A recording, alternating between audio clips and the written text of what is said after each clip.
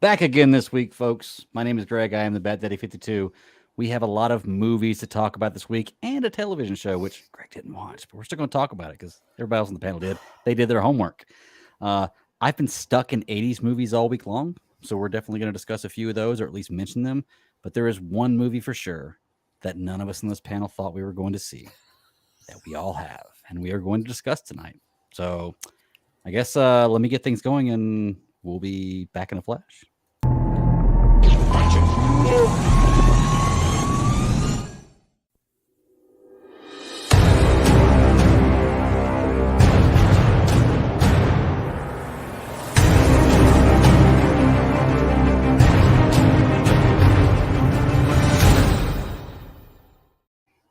Welcome back, everybody. This is Mark 189 of Geeks Chasing Squirrels Across the Multiverse. My name is Greg. I am the Bat Daddy 52. And folks, I practice that intro all the time, and it always changes whenever I actually do it because I'm looking at Sarah and Ross's face when I'm doing it now live as opposed to whenever I'm just sitting here practicing in my head. And it always sounds differently, but the whole "we'll be back in a flash" sounded really corny beforehand. And it sounded really corny when I said it. And it's cool. I like it. I'm cool with being corny. That's right. I just want to know how long you've had that planned. All day. All day. I'll tell you. As long as the movie has been out. About 6 years. So I've had that plan. That's right. About 6 years. Well, we're here this week. If you couldn't tell by the intro and the background and everything else, we are talking about The Flash this week. We do have a few other things to go beforehand. But before we get going, let me introduce the other co-host of this show. Sarah, what's up? Hey guys, what's going on? Like I said, I'm so excited. I actually did a Instagram post of me and the boys. Like we're sitting there, it's like finally sitting down watching a movie I didn't think we'd ever be able to see, or did ever come to fruition. So I'm really excited. So I mean, it's like this week. I mean, I've seen Maximals. I've seen a movie that I didn't think it was ever come around. And the return of Star Trek. So I'm like, it's been a great week. Yeah. Regardless of the bullshit I've had to do at work. It's been a great week. Just mark that with it's been a great week in entertainment. Yes. Put it that way. Yes. Entertainment. I know. Yeah. So I'm looking at it, it's like the last 2 weeks. I mean, I've seen like 5 movies. Yeah, I've been to more movies in the last 3 weeks than I have in the last 6 months, to be honest with you. Yeah. It's not a bad time. I mean, there's been nothing that's been horrible. There's that's the one. Indiana. Ross, what's up? Indy. Okay. Sorry, I'm jumping in the conversation. I want to know, is that your one? I mean, because for some reason I've been hearing people say Barbie like it's nothing, and I'm like, well, Barbie's that's a July movie, so I mean, it's Oh, we're sticking with June. Gotcha. Well, I mean, that's what I'm saying. It's like it's kind of the list I've had for. Like you said, going to like the summer blockbusters, we had, Guardians, we had, oh my God, I can't even remember. I mean, it's, Across the Spider-Verse, what else? Avatar. Avatar is Christmas. Avatar is good. I mean, but I'm thinking about movies that I've really been looking forward to see, Rise of the Beast. I mean, I know, Ross, you saw it. Greg, you haven't. I've got some thoughts on that, but it's just, too. But I mean, it's the things that I've like really been looking for. And like I said, Flash, that's one we've been looking for. And then Indiana Jones, hearing about that one, that's something really been looking for. So it's just been really fun. And this is why I like movies. This is why I have an adult money, so I can go see these movies. Now, not everything, is large screen appropriate. I think one of the movies that Brian wants to see is Oppenheimer, which I know Oppenheimer's one that was, especially with Nolan, filmed in IMAX or whatnot. So I mean, it's really. That's one of the movies where you really need to see it on the big screen, because I think, what was it? I think he read somewhere saying that Nolan was like, you want to be able to feel like you're in the midst of like a explosion or something along those lines. So this is really why you go to movies. It's like, that kind of thing it's fun. It's great. It's like, that's what I enjoy. Yeah. I don't want to see the damn rom-coms and shit and be in your face. And you have the pleasure of the 40X as well. Like you got not anymore. No, it's closed. Oh, they shut it down. I told you guys it closed. It probably closed about a couple months ago. Oh no, why? Well, because the last couple times we went, there was nobody up there. Really? Yes. Wow. Okay. I mean, it is a you got to have the palate for that kind of thing, right? Like it's got to be the right type of movie. Because otherwise, it'll beat the hell out of you, honestly. Because exactly. it's not just the full panoramic. I mean, you're in a chair and you're like getting knocked around, so it's like, and it's not a pleasurable back massage. Like it is a. Yeah, it's kind of rough. It is a little bit rough. I mean, it sounds great, but then you're like, man, I thought. And my daughter, like I said, she's like my son says, she's built like French fry. Man, I tell you, it's like she needs a damn seatbelt because otherwise she'll get thrown. Yeah. I think that one of the last ones. I think when we saw the Batman, I was like, "Is she about to get thrown out of that seat?" I was like, "Oh shit!" But hold on, he gets blown away with a shotgun. All of a sudden, your daughter gets tossed. Well, I mean, like I said, especially for the Batman, it's like with the scene with the Batmobile, because you're getting knocked around and you're forward, backwards, and so I'm like, Lord mercy, my child will get thrown across the theater. You gotta get him one of those like neck inflatables, so they don't right. Hans device. If you were a racer. I mean, you can go do that if you just go to any Ripley's, believe it or not, like museum. Yeah, exactly. It's like those types of rides where it's like the 3D rides. But I mean, good Lord of mercy. I mean, it's fun for the right type of movie. But Ross, you remember Days of Thunder, Carowinds when you were younger? That's what I always take it back to. They're like, you're going into the pit roads. I would not have seen that movie had I not ridden that ride and was like, okay, now I got to watch this movie and see what the hell I'm doing. So. That and Terminator. Terminator was the other one they did. Yeah. I think now, I'm not sure what it is now because it's not owned by Paramount anymore. Carowinds isn't. So it's all independent stuff. I think the only thing they used to have was the Hanna-Barbera land. Beyond that, nothing else is like Paramount. Well, they just ripped all the names off everything. Like, I remember Vortex didn't have a name, but didn't they have the Top Gun ride there? And they just ripped the Top Gun off of it. Yeah, and now it's like the Nighthawk or something like that. Yeah. Yeah. Speaking of, you were talking about movies. I'm not caught up on it. Is anyone else caught up on the wonderful Mission Impossible series?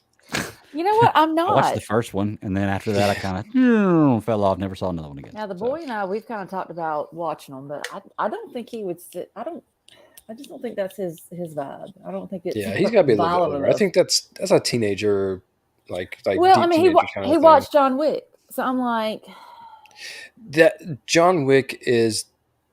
But I think John Wick is this generation's Mission Impossible. Yeah, I think it's more. Because we started, I think I pulled up the first movie. It was a while back. Gage and I kind of started talking about this. And when I was watching, I was like, damn, this looks dated as shit. Mm-hmm. Well, the best comparison is if you ever played. Young, but he kind of old now. Yeah. Metal Gear Solid is more Mission Impossible. And something like Call of Duty is more John Wick. Like, just you're in constant battle mode, right? And I think you got more intrigue and more of that espionage and that kind of thing with it's twisted plot. John Wick doesn't have so much twisted plot. It is like where the end is, and you're going to shoot everything that's in the way. You're going to Mario your ass to the end and break every brick to get there. Yeah. But I really do want to watch all of them. I really do because I remember watching the first one and I did enjoy it. And, it was just kind of like just getting, you got to kind of submerge yourself into it. Well, I mean, same, case in point with Jack Ryan. I mean, it's, basically the same difference. But it's just with Jack Ryan, it's, I don't know. I guess it's just been a while since I've watched those movies and you really have to sit down. So that is my goal to watch. But there's 15 of them now? Yeah, it's insane how many there are. I mean, seriously, what is 7? Is it 7 or 8? They're trying to beat Fast and the Furious. I was going to say it's competition. So, and can I be honest? I've seen the first movie and it's a good movie. And I think this is just me, just a thing in me. I don't know what it is. I'm just not a big Tom Cruise fan. Well, I like Tom Cruise. Tom Cruise. I don't mind Tom Cruise. If I have to really go back throughout all the Tom Cruise movies that I know, I would have to say the best Tom Cruise movie that I've seen is either Minority Report. Yeah, that was a good one. Or A Few Good Men. To be truly honest with you, those are the best 2 Tom Cruise movies. And I know I'm leaving out Top Gun. I'm leaving out all the stuff that he's done, and I love those movies. But when I look at Tom Cruise, I don't know. He just looks fishy to me. Like, man, you know what? I feel like I could take him, and I feel like if I was in a bar, I would want to for some reason. I don't know why. Like, I feel like he would say something to me in a bar because he's Tom Cruise that I wouldn't like. And guess what, guy? I'm an inch taller than you, and I can't say that to too many people. And you make him spit teeth. I could take you. Talk shit. I can't. Yeah, exactly. Because it's all about height. Whoever's taller can take the other person, you know? I just realized that the movies where he gives that cheesy ass smile of his are the ones that I don't really care for. No. You know where he does that? I know. Dude, don't talk shit about Top Gun. No, I like Top Gun. It was a good movie. Tom Cruise is just not my biggest. Like, yes. I'm just not as gaga over Tom Cruise as he's not Keanu. I know that. Look, yeah, Keanu's a real person, and I appreciate that. So yeah, I know. Well, Tom Cruise, I think it's the fact that like he's like so weird in real life too. I think if he wasn't so weird, yeah, that's true. He's very weird. I mean, it's like dial it back, man. Yeah. So I started to feel disconnected from the Mission Impossible movies when you start realizing that the actors and actresses that are in it, like you don't like, wow, that person's in that movie. Like, when did they show up? Like, how did this happen, right? And so, yeah, I've been a massive Silo fan, and just caveat from one to the other, the woman from Silo was in the Mission Impossible movies. I didn't know it. I started, going down that old IMDb street and ended up at, her page and found out what was happening there. And so to bounce Mission Impossible into some news, Silo is getting a second season. There you go. I'm happy about it. Speaking of second seasons, I still haven't watched the trailer for Foundation. You didn't? Oh, you got to watch that new one. I know. I do. I want to but I don't. We need somebody who watches Foundation on here. Well, part of me is like, I don't really want to because I want to see it so bad. Right. It's just kind of like, yeah. It is. I'm going to have to go back and rewatch Foundation season 1, and not because it's like I remember it, but it was such a. It was all over the place. Tight, like, it was all over the place, but it was very tight all over the place. Like it. It's that timeline. There was like a time jump. Yeah, exactly. And that is what I mean when I'm like, it's in the same wheelhouse the whole time, but you're trying to figure out what's happening. And it's one of those shows to where it's like, oh, they're happening at the same time at different times. Like, kind of like what was the show we watched on Amazon that was like that? Set in North Carolina. Yeah. I keep wanting to say like Premonition, but it's not. That's not the name of the show. It's like Peripheral. Yeah, Peripheral. Yeah. Similar to that, right? Yeah, but this one was that Peripheral was a little bit more of a mind fuck, like with you knowing that it was a mind fuck. I don't think that Foundation did a good job of keeping everything separated without alluding to it. And then once like you got to the end, you're like, oh shit, like. Hell yeah. And so because the characters that they choose, that the ones that basically rule the galaxy, universe, whatever, they constantly age in the same series, and they're a genetic clone of each other. And so as it goes on, there are the young that is up and coming, the current, and then the older that's passing on the knowledge back down. And so what is it? Dusk, dawn, day are the three of them. And so dusk is the old one, day is the current one, and dawn is the younger one. Mm-hmm. And so it's a constant, like once they kill off the older one, they bring a new one up and coming, and so that baby is being raised, and like it never changes. Their faces don't change, and so it's a it's able to play such a mind game with you without you knowing that it's happening. Yeah. But yeah, we get that. That comes out Apple TV. I'm watching it. When's it come out? Dude, you gotta stop. You just get it. It's my TV, man. It's not me. If I can't watch it on my TV in my bedroom, you can spend less than $30 and get a streaming device that has it available for you. I mean, I have a Fire Stick, but that's what I'm saying. Then I gotta plug it up and I have to use a different remote every time. and like go through the whole process of changing the source and running through the Fire Stick. And, Greg, stop. Stop. It's first world problems, man. Ross's head's about to explode.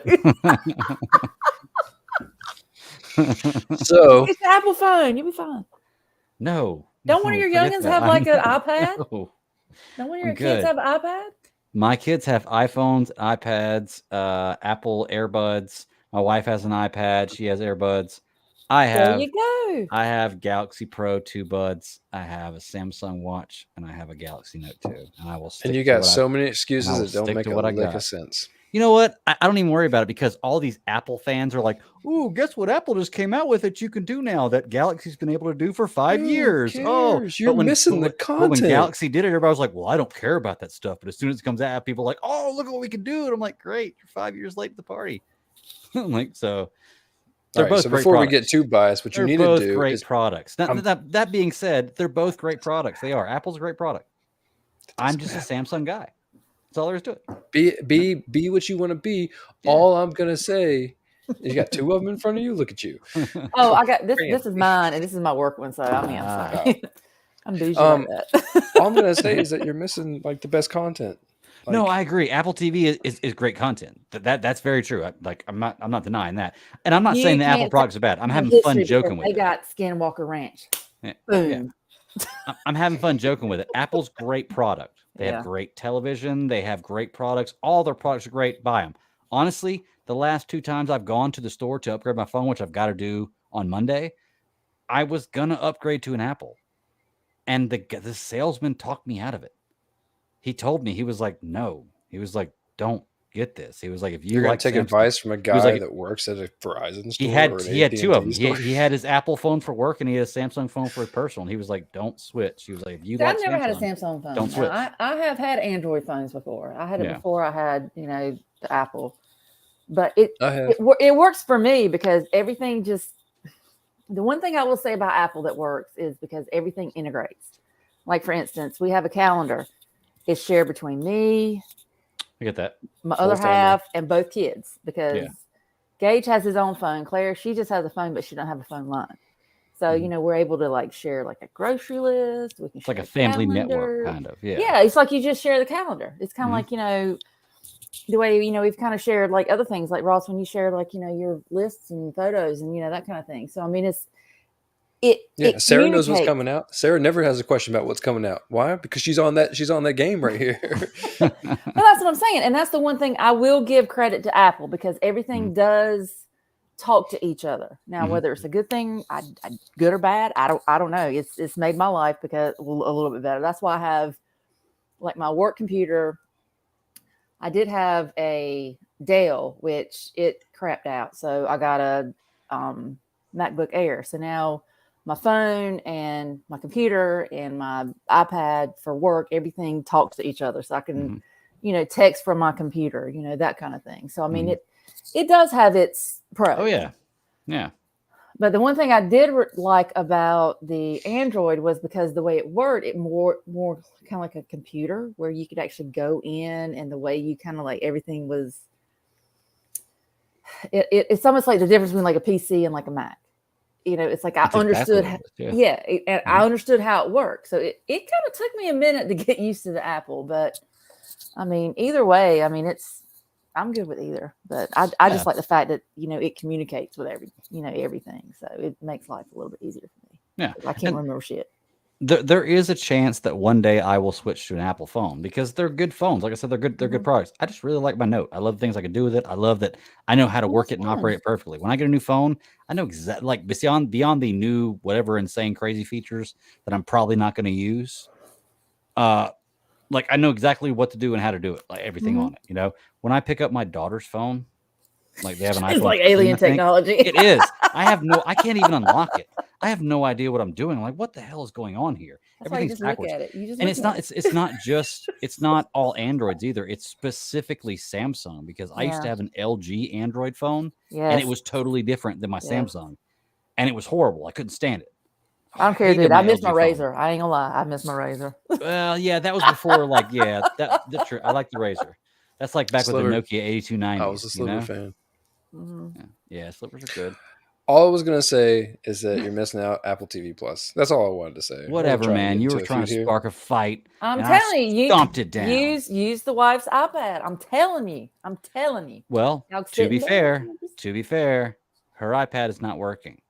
So people always tell me the best part about Apple products is that they always work no matter what and this and that. But her iPad's not working. You plug it into the charger, and like it immediately from being dead will say it's at like 67% immediately. Then you unplug it, it's at 32%. Then you plug it back in, it's at 89%. Then you'll leave it on the charger and turn it on, and it'll die. So like something's wrong with their battery. But I get it. It's a machine. You got to figure out first, number one, how old is it? And number two, who's operating it?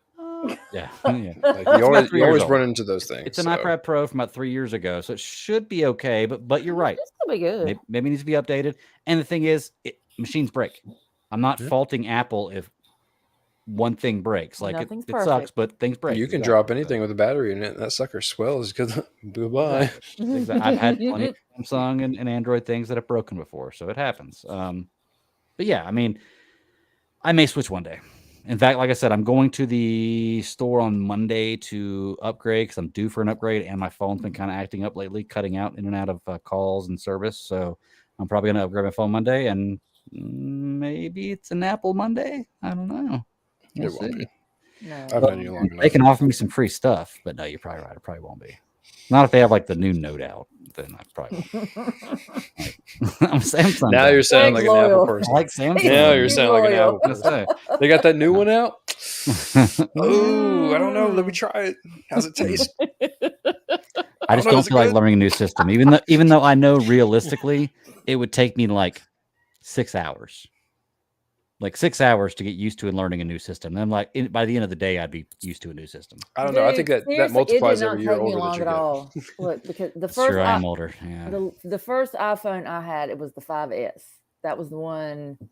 Matter of fact, I think it's around here still somewhere. And they're on like 14 now, aren't they? Something like that. Yeah. Yeah. This is one of the newer ones because I was kind of like picking on the guy that does like the contracts at work.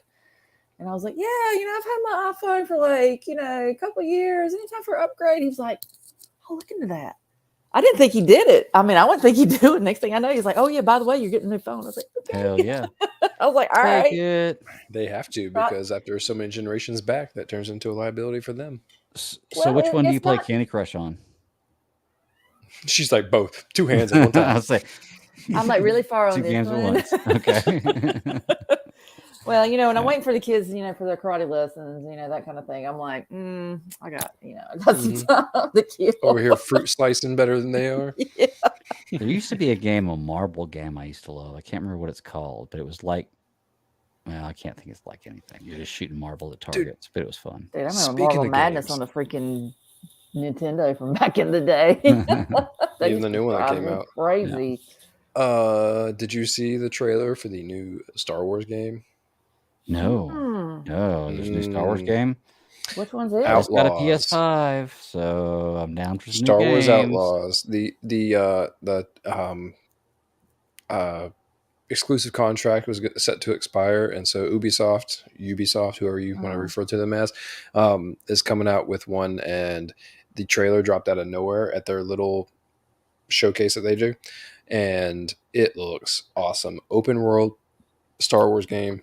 Finally, now, what kind of I guess what time period are we talking about here? It just feels like it's set in a universe that would be in Star Wars, the Star Wars that it seems to be more of like the characters are. One of the things is that some of the older Star Wars games has characters that people feel like are being portrayed in this one, given different names. Like a real fast reskin, but you play the main character seems to be like a female version of Han Solo. She has this character that is almost like it's not a droid, it's like a small alien. It's almost like if Grogu had tentacles, like something that could hang on and hang out with her. And so it's this just small thing instead of a droid on her shoulder. It's this alien. I was paying a whole lot more attention to it when it first came out, and it's all kind of lost now because it's been like a week or so that it's actually come out. I would say it feels more like episode 3-ish, 4-ish. Okay. You know, like in between that gap. Prequels to OT somewhere in there. I'm not sure, but I watched the trailer. It looks really good and looks really fun. And once again, these are the ones that make me want to play, and I don't play games. Send it. I need to see that. Yeah, I want to see it too. Like I said, I'm looking for new games on PS5. Did I send it? I don't remember seeing that. But then Yeah. again, I can't say that. You probably did. I probably watched it and liked it and forgot about it because that's what I do. No, I probably like saw it. I was like, all right, I'll watch this later, and then it's like, you know, the cool thing about that is you get surprised all the time. Multiple times. Yeah, you get surprised all the time when you forget stuff. Like, 2 episodes. No, yeah. I didn't know that. Right, exactly. You get surprised all the time. Like, holy shit, I get to watch this now. Like, this has been coming out for months, Greg. So, see, that's what happens when we get old. That's true. Yeah, I'm gonna blame it on being old. Nothing else I do in my life. So, yes, exactly. What else we got? Well, Greg, let's talk real fast because I'm gonna give you a heads up. I know that it's coming in a week. 1 week. But Secret Invasion is coming out. Oh, yeah. Are they dropping all of it at once or weekly episodes? Okay. 6 episodes weekly. That's good for podcasting. Yep. And I think that the story is going to be probably lend itself well to the actual week-to-week platform, just because it's probably going to be like a lot to take in, and you know, a lot of fan speculation is going to be fun, so on and so forth. But that is coming out, and that is the 21st, right? 21st. Yeah, it is next week. Mm-hmm. Okay. Like, what, Wednesday? Yeah. I'm very in the show because I want to see where they're going to go, and I'm finally starting to get my feet back in the water with this superhero thing, with the Marvel movies that have been coming out lately that I've enjoyed, and the recent DC movies that have come out lately, and I'm okay. Like, I'm starting to get back into this superhero pool of movies. I'm interested to see what they do with it, because once again, I think the biggest question for this new phase, now that they have the X-Men and the Fantastic Four, is how do you introduce them? And this is yet again another prime opportunity to introduce them, because in the comics, if I remember correctly, in the first Secret Invasion comic is when Wolverine and a bunch of other characters come down from some mission they were in space, and they've been portrayed by Skrulls the entire time they've been here. So like the Captain America, we know in theory, like if they did it in the movies, like that we've seen in the movies, would actually have been a Skrull, and the actual Captain America would have been in space on this mission. So this is a good opportunity to introduce these characters. I know specifically Wolverine was one of them. I can't name any other X-Men because my memory's bad, but I know specifically Wolverine was in that scene. The one thing I'm looking forward to is no freaking multiverse, no freaking timeline. That bullshit. So many people seem to be over that. Huh? So many people are saying, hold on. Are you sick of the multiverse concept or the multiverse in the MCU? Everything.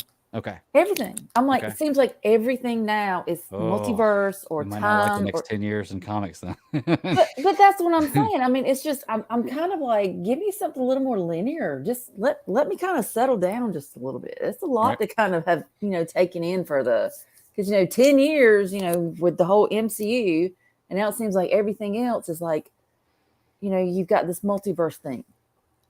I mean, think about it. How many other like Marvel movies have we watched where really the theme is a lot of multiverse? Oh, don't even, like, it's everything. I mean, if you start taking into everything everywhere all at once. That's what I'm saying. It's not necessarily Marvel. It's just that seems like that's just been the real big theme lately, and I'm like, pump the brakes. I hear you. But it's the new time travel. I know. Story time. It's kind of like when they had the big natural disaster craze. Remember the big space Day After Tomorrow and dinosaur craze. Was it? Shit, I remember superheroes. Yeah. Now they've got to keep with superheroes and take superheroes to another level, which is like the multiverse. So where do you go after that? Is the question. Like if you're not going to have multiverse, like what do you do? Because the rule is you've always got to go bigger, right? Well, you got to be able to reground yourself at the same time too. Like, that's like in real life, the internet explode and allow people to do everything they wanted to do, you know, contact people on the other side of the world at a moment's notice. And, you know, we've gotten real, I mean, how long have you heard people say, you know, buy local or, you know, all these things, all that started to come back when like the internet was like, stop trying to make everything global. You know, it's nice to be global, but you got to be able to bring it back home too. And we're at that point now in entertainment, because entertainment happens so much faster than like our standard life does, that it needs to be grounded again.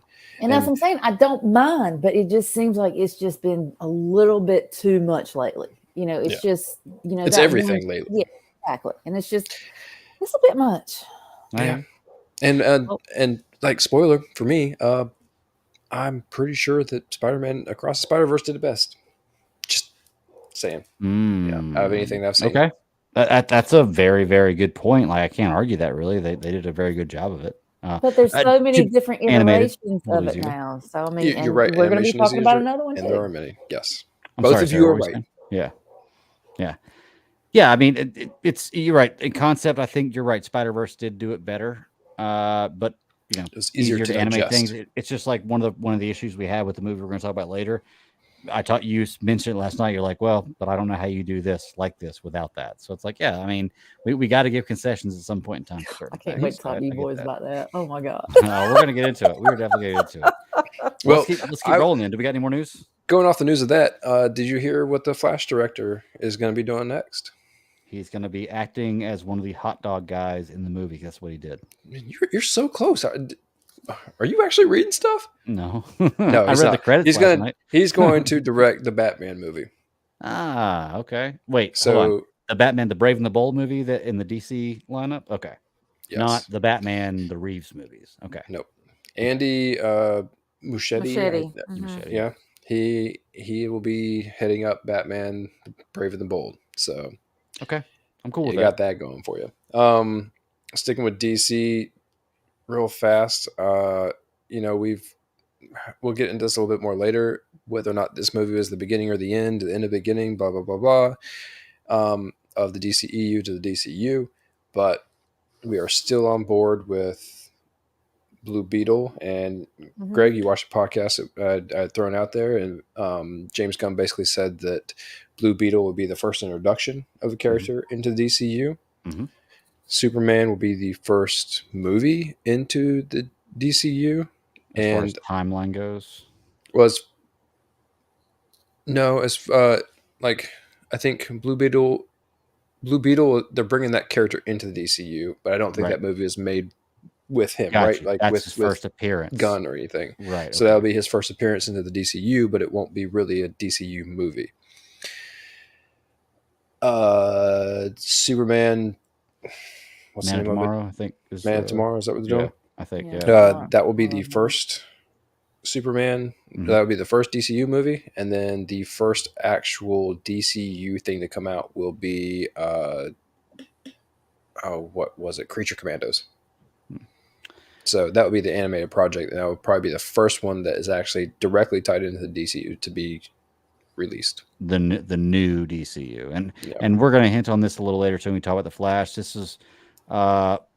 one of the things coming out of The Flash, I was wondering where we're going forward, and you know, I don't want to dive into it right now, but I don't know where this universe is going in the future. I'm interested to see what happens, and I'm interested to see what James Gunn has planned. But I just, I listened to that podcast today, and for me personally, maybe it's just me wanting to hear these things, but I heard hints dropped. Like he was talking to, was it the guy? Rosenbaum, Michael Rosenbaum, yeah, the guy who played Luthor in Smallville, right? Yeah, it's his podcast, which is like Inside of You, which is like a really kind of creepy name. Like you might as well name it. It's a great podcast though, and Sarah is right up your alley because all of your Smallville people are on it, and a lot, especially on the early on. It was a good show. The first time I listened to it, and I liked it. I mean, it kind of reminded me of this. It's just kind of them chilling and talking. It's not really like a kind of structure to it. But I mean, if you're gonna name it Inside of You, you might as well call it Face, Neck, and Chest, right? Like what's like Inside of You? I'm like, what a really weird name for a podcast. So he's like, it's Inside of You with the version. Well, it's better than Future Kids. I mean, just call it what it is. No, it's good because like really at the end of the day, he really dives into people and. When I listened to the Frank Grillo one, And that dude, you get such a hard vibe from him, from Captain America, Winter Soldier, and like everything else that he's in. And man, like he you just hear him break down and like the humanity of him, and like that was just the last one I listened to. And so there's so many of them that are really good. It's a great show. Yeah, I might check it out, to be honest with you. I'm looking for something else to kind of dive into and get away from some of the stuff I'm listening to right now, just because you get bored of listening to the same stuff over and over a lot of times. And I enjoyed this show. But like I said, there were a couple of hints that he dropped, and one of them, once he was talking about his reading, he went into like his mindset after he got fired from Disney. And like where he was at and like what he was starting to do. And actually some of the stuff he said was pretty deep, and it actually kind of hit me at certain points. I was like, that's a really, really crazy way to look at you. Yeah, he's inside of you. Exactly. Well, this was the guest saying this. Yeah. But he discussed, like what he started doing and how he loves comics, and like he reads comics for leisure and for business. And he was talking about stuff he was reading, and he was like, yeah, I'm reading a lot of Alan Moore. He was like, because I really, really enjoy it. He was like, obviously for obvious reasons otherwise. Yeah, because people were tweeting at him and basically saying, "Are you doing this for work or pleasure?" And he's right. Like, and I was like, okay, cool. Well, for both. Yeah. Well, then I looked up Alan Moore comics, and Alan Moore did write the Man of Tomorrow storyline for. But that was way Superman. Back. Yeah, way back. But I believe, if I'm not mistaken, that's the name of the movie. Correct? Is Superman a Man of Tomorrow? I think so. Yeah. Okay. I'm pretty sure. I don't have it written down anywhere. Sense. So I don't really know if that was really a huge hint dropped, but at least it was something I picked up on. The big thing I picked up on, and based on the style of his movies and Superman what he can Legacy. Do, it makes me really effing excited, because everybody has their list of favorite books and favorite series, and he dropped a hint to one of my absolute favorite series is Identity Crisis. And he even said, he was like, I would love to, and I'm looking into doing a DC comic story about a murder mystery. Well, if you're going to do a DC comic story about a murder mystery, do a effing Crisis, because Crisis series changed the entire universe. And Identity Crisis is one of my favorite books of all time. Now, it always feels weird saying that, because Identity Crisis does have a situation of rape in it. So it's like, I hate saying it's one of my favorite comics when it has that in it. But the story is what I love. It's a murder mystery story, and I love the character in it. And based on what he said, you can take that out of it and have a great story.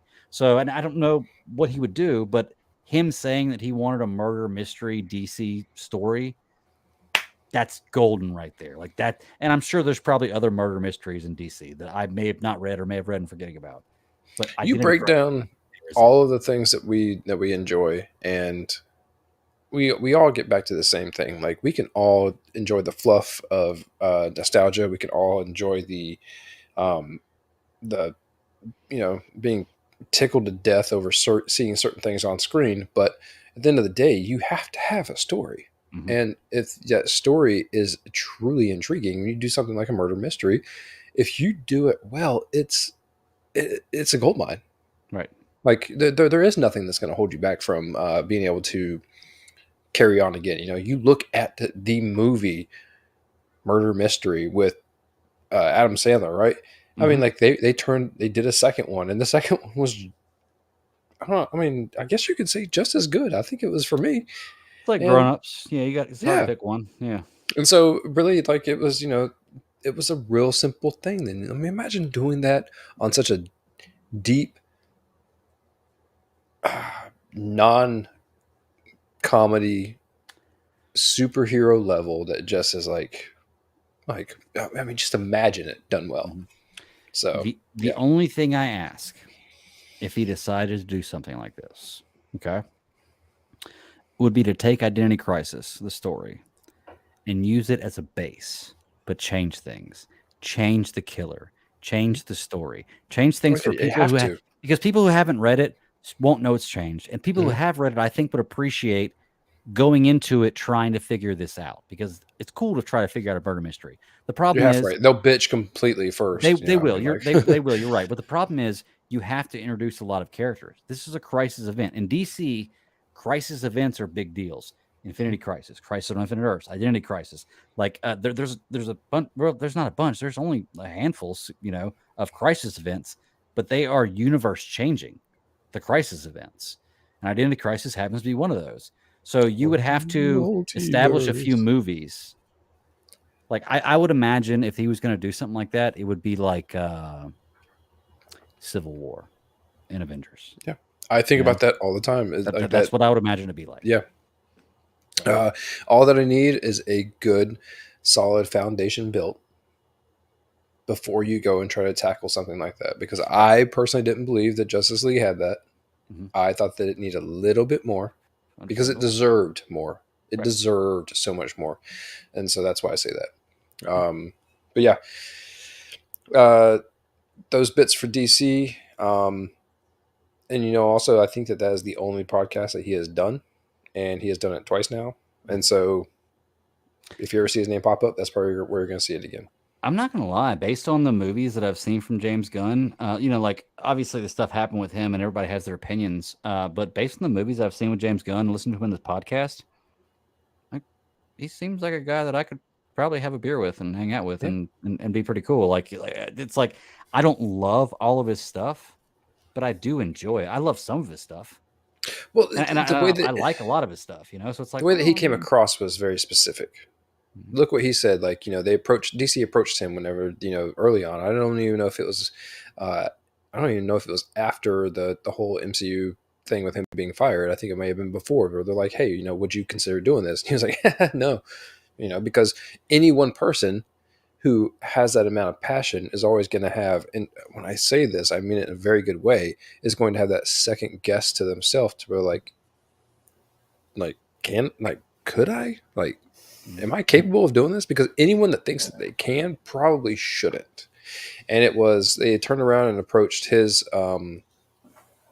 I think Safran was his agent, and said basically the same thing. Like, what are you? Do you have time to do this? Like, all about this stuff. So tell me right now, could you do it? And Safran turned it down, and they started talking about doing it together. And the two of them were like, man, like that guy he knows my faults. I know his. We work together phenomenally because apparently they have a relationship for like 20 plus years or something like that. And they're like, well, I can't remember what movie he said they met on, like what set they met on, but I don't know if it was 20 years ago, but it was a movie that I recognized. And I was like, oh, okay, they met on that scene, that set. Okay, cool. Look, he had one quote in this thing, and it was, they dove very deep into it. They were talking about his bachelor party and everything. It was cool. Like I said, it felt like this show, like us just chilling and talking, going off on tangents. We have something we want to talk about, but we're just going to kind of beat around that, and we'll talk on it every once in a while. It was a great podcast. He mentioned that, after he got fired by Disney, like he experienced the worst day of his life based on everything he had done in his life, building to that point and getting to where he was, and then being fired for the reason that he was. He just, and you can go back and forth whenever you feel about the reason he got fired, but he felt like it was just all for nothing. And he felt like his life was over. He said, I felt like I was going to have to sell my house. I was done. And at this time he said he had just just started dating his girlfriend. And then he said his worst day of his life was followed by the best day of his life, not because of news that he found or because of anything else, but because he had realized the next day, like he had decided, and this is a great thing, that he was going to stop worrying about being rich. He was going to stop worrying about being famous. Yeah, like, he had people step in. Don't skip that over. Everything that all the Guardians actors and crew and everything else. He said it was the first time he felt truly loved in his life, and he was like, "Okay, I'm going to be all right." And granted, it's different for a guy who has those kind of contacts and money and everything else, but it's a good lesson. But it's not the end of the world. It's like everything else. It's not the end of the world. It's a good lesson. Yeah, and I enjoyed hearing him say those words because, like I said, I always have a hard time with people who have money or in this realm, because you're almost never going to fail, even though there are people that fall out of this realm and they fail all the time, but it's usually drug based or something like that. But it's a good mindset to follow. Like, regardless if you have the advantage of being in those circles and having that money, that mindset still has to follow. And you can look at the best actors or the best directors in Hollywood, and those are the kind of mindsets they follow. And I'll go ahead and tell you right now, if James Gunn can continue doing what he's doing with the DC and making these movies, James Gunn's going to be looked at as a kind of Kevin Feige type deal.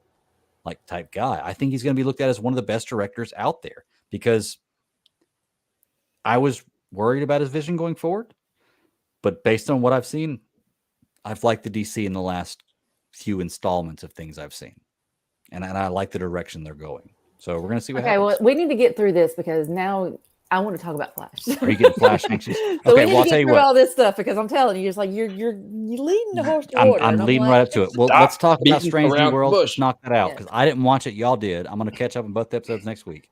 Y'all talk about Strange New Worlds. I'm going to go grab a drink and then we'll talk about Flash. I'm going to give you this, Greg. You can go ahead and go because you're not going to remember it anyway with the goldfish. Nope. Just so everyone knows, Deadpool 3 will be the next MCU project that was going to come out. I don't remember that. Nope. They had bumped everything because of the writer's strike. It's all going to be real short. We don't know. I mean, honestly, I think that, they probably welcome the opportunity to actually bump all these projects, but everything's getting pushed down the line. So Deadpool 3, I love Deadpool. I think Deadpool's hilarious. Ryan Reynolds is Deadpool. He's going to throw him and Logan in there. The bromance with Hugh Jackman is great, and I think that they're able to actually bring that movie to screen faster because it was probably already written over the past decade, and they don't need writers to help them ad-lib their lines.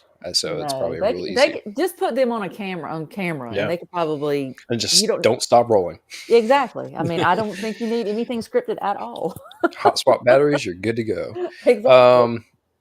Captain America got a new title instead of New World Order. It's not going to be Brave New World. Seems a little on the nose for me. And then everything else is getting pushed back. They pushed Avengers movies a whole year back. So to give you insight, like Avengers movies, because I don't know how they feel about it because they don't know what's going on with old Kang himself. So we'll see how that works out. Yeah, but I mean, it's kind of hard to think about Avengers moving forward when you're just so stuck into the. Like I said, we spent a decade. Okay, well, take this group of Avengers. But this into your head first before you go there. Instead of May of 25, the first next Avengers movie is going to come out May of 26. It is 23 right now.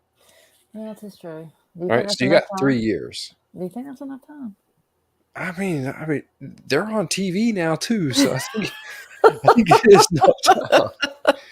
You look at the linear increase of Marvel Studios projects as those 10 years went on, and the first few years were real slow. They were real good, but they were real slow. But I'd rather have it slow than fast. I mean, to be honest with you, I'd rather kind of build up. I'd rather kind of build up instead of just bang bang. You know what I mean? Yeah. Well, if you did just want to bang bang, then Star Wars has 2 movies that are coming out real fast.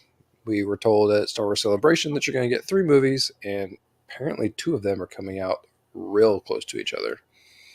Yeah, I did see that. So it's okay, but I'm just kind of curious to see how that's gonna.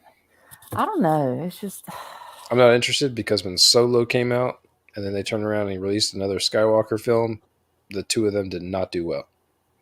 Like it was that was like the moment of downfall because these projects were coming out too fast and too close. So the thing about the Star Wars stuff, we're coming out with films. And I know we've talked about this before. I would really love to go back, like Old Republic. We've kind of gone forward a little bit, that kind of thing. And we've been stuck between the, Revenge of the Sith, New Hope, all that kind of stuff. We've been stuck in that area. But a lot of this, as far as me as a Star Wars fan, I kind of want to go back to the beginning. I want to see how some of this stuff was created. I would, like Acolyte. I want to see that. As there's some other characters I feel like that, it's gaming has given them, the spotlight. But I feel like, like a movie, let's flesh it out that way. Let's get a little more Sith driven, or either, how the Jedi, that kind of stuff. Okay, I'm not gonna beat around the bush. I want to see Revan. Yeah. I want my boy. I said boy, not girl. My boy. What's tough with that, and like I have appreciated the stories they've been able to tell. I love what they are doing on the television universe side of things. I thoroughly loved Andor. You don't necessarily have to be a movie. I'm like, give me some strength. Just a show. But I mean, I just feel like that's something I want to see. The only thing that I really see as an issue with what you're describing is that they are doing everything in the High Republic right now, and I have zero interest in it. I have not been able to jump on board with it. And I think the part of that problem is that they want to build their version of their timeline where like Revenant and everything would have existed, and they want to do it their way. And I'm just not there mentally with it. Like I haven't been able to jump on board any of that stuff. And it hasn't sounded bad, and it hasn't sounded like I haven't heard anyone give it real negative reviews. The only problem is that it's the unknown, and what they keep giving us on screen and both big and small are known properties, like known things, known timelines, known issues, and it sucks because we know the beginning, middle, and end of all that. But it's nice to be able to play the side tangent game of Mandalorian and not worry about all that stuff. To go branch that timeline. Not even branch a timeline, just get away from the main plot of that story and tell me something else. Get away from like the Skywalker saga, basically. Yeah. I just want to. I don't need the big of it, and so I'm with you, but I worry, and that's what has me worried mainly about what they could do going back, because I do want to see what the Acolyte's going to do. I hear very positive things about it from the people that have connected with it. So it's like I kind of, you always think, there's always that origin story. That's the one origin story we've never had. Very true. So, I mean, I'm like, and I feel like, if I kind of add that to the mix, maybe a lot of this will make a lot more sense. I mean, going forward, yeah. But, sometimes it's like, you won't just kind of see the history so you can learn from it. It's like Star Trek. You want to see First Contact. You want to know how those things start going back. And like, you need that little bit. And I want to see. We've got the filler between, like all like the big movies, like, a lot of stuff that we've got. Because, actually Mandalorian, even though it is kind of like a side tangent, like you said, it's still a filler between these timelines, and that's what we're going to with Ahsoka as well, because, you had, Clone Wars or Attack of the Clones, and you had Clone Wars, Revenge, just, there's a lot that's been between that. But and that's what I love about those stories, because Clone Wars and Rebels, I mean, Clone Wars mainly was able to give you seeds of better stories moving forward. And that's where we're getting, the Siege of Mandalore and all these things that we're getting. And those bits and pieces are phenomenal. Like I want to see all that. It's like filling in the blanks. And that's the way I kind of look at it, because you have questions about certain things that happen, like Siege of Mandalore. Well, what's so important about this? Well, let's flesh it out. But then again, think about it. I mean, with like the beginning of the Sith, or, the beginning of the Jedi. I mean, I just feel like that would be like a really cool thing to explore. I think you could tell both of them at the same time as well, jumping in here. I think you could That's what I'm saying. Well, I feel like the beginning of the Sith and the Jedi would be one and the same. Because, I've always wondered. I mean, not necessarily everybody really goes back and reads any, the canon to really, determine that. I mean, it's like Plagueis. I mean, I heard that. I mean, I'm sorry. I need to catch up on a few things. But, shit like that. I mean, it just kind of... Never heard? You know what I mean? It's like, I've got like a stack of books like this that I need to read. It's like, summertime, pool time. That's when I kind of catch up on things. All I'm saying is, like, I only worry because they have 3 movies planned. 2 of them are going to come out real close to each other, and I would like to see an end to what they're doing, but I really hope they're doing the proper work behind the scenes to bring out more in the future. I just need that. It's really on the back burner for me. Hey, I'm going to bring up real quick Kevin in the chat. I'm not going to say everything he says because we haven't got into the Flash yet. And we're not going to get into spoilers. Still a couple minutes into Flash. But I'll say, at Middle Concert between Buried and Me, Flash was dope. I'll watch the blah blah blah blah blah blah. I'll watch the podcast when it's over. So we're gonna hop into that in just a bit. So we are gonna talk about, I don't know, a few minutes non-spoilers, just some overall views, but we're gonna go full spoiler on this. So if you haven't seen it yet, you don't want to be spoiled. No, we need to just stop. I'll give you a warning. I'll give you a warning. Come back. Well, I'll wrap this up real fast. I mean, speaking of concerts, if you want to watch Bonnaroo, apparently that's on Hulu all weekend. So, I mean, that was a useless bit of knowledge that I found out. The last few movies that got pushed, Avatar 3, 4, 5 got pushed all the way to 2031. So, whatever there. And can I just say real quick, I don't want to discuss this movie because we've already talked about it, but I did finally watch it. If it gets pushed, screw it. I don't even know. I don't need an excuse. Yeah. Like this was an okay movie. It was not a terrible movie. But honestly, the movie was more, look at how pretty I am than look at how good my story is written. It was the exact same story as the last time. It's a movie that's 3D, it's visuals, it's that kind of thing. Did you hear what Zoe said? No. When Avatar 5 comes out, she's gonna be 54 or some shit like that. God. And I love Zoe Saldana. I really do. Like, seriously, I love Zoe Saldana. I know. But I cannot stand that wretched scream they make her do in every movie. You're not wrong there. So blood curdling. Like, I cannot stand it. Please stop doing that. Please stop doing that. But yeah. Listen, this is a good movie. I don't know if I'm interested in seeing 5 of these movies. It's kind of like the Fast and the Furious. After like the 4th one, I kind of fell off, and I was kind of off before then, but I just kind of, was hanging on. The first one was a game changer. Yes, the first one was a game changer. Yes, I agree. The thing I'm starting to notice with that is like, because, the first one, they were like the forest. This one is the water. Going to sand next. The next one is like, what, sand, fire, whatever. I'm like, are we trying to cover like all the mountains?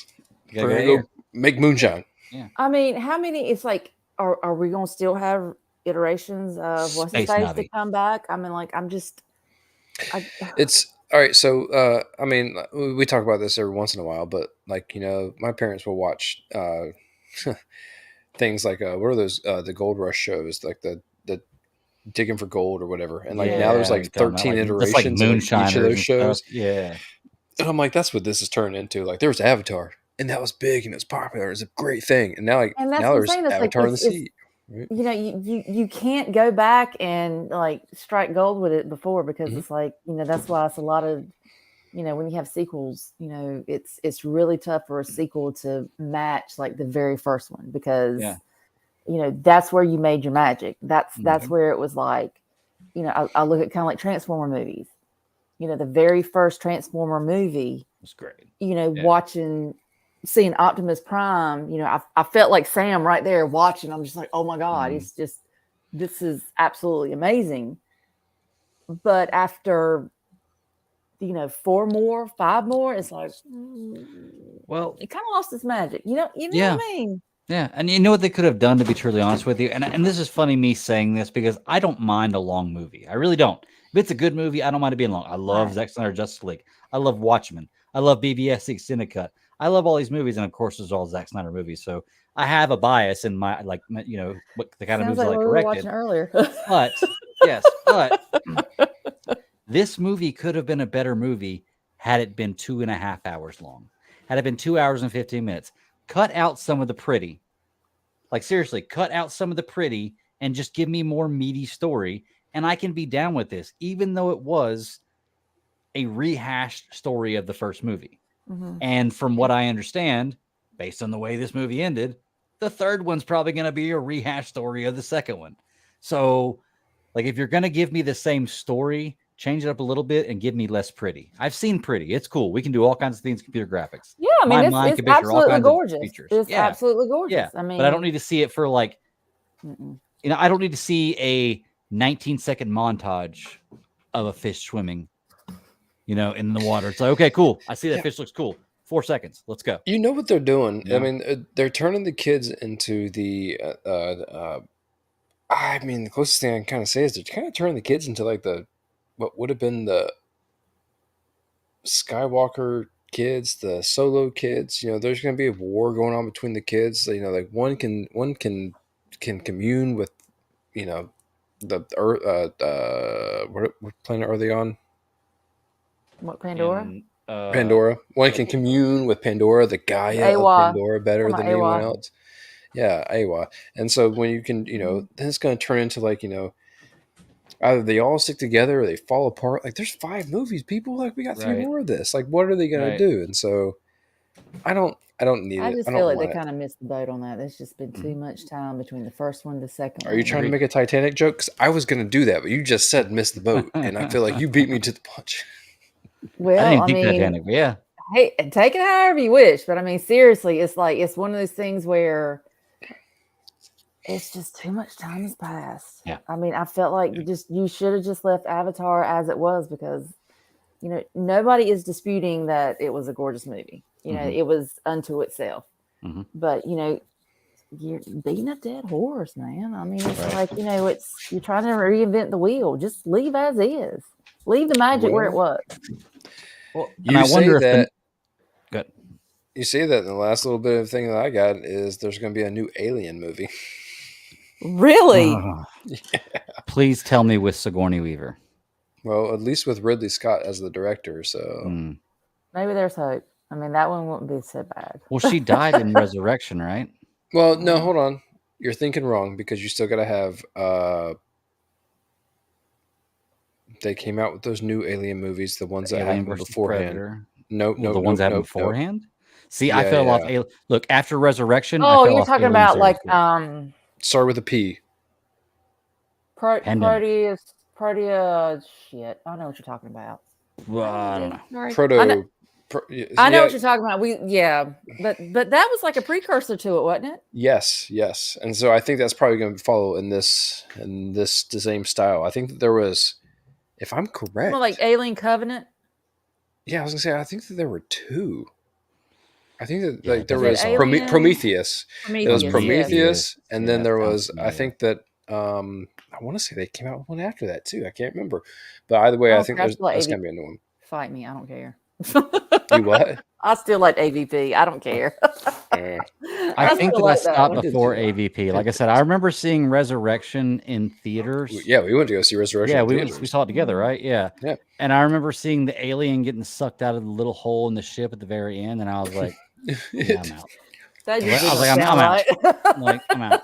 Like, this is the giant yellow machine. Yeah, this is done. So, and I was like 13 then, right? Like, how old were we then when we saw that, Ross?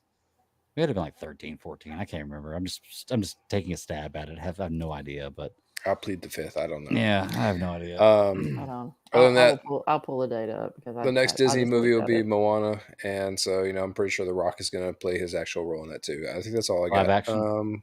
Yeah, live action. I'm cool with The Rock playing that Incredible role. Hulk is on Disney Plus. Resurrection was 97. 97. So we were in 7th grade. I had already graduated.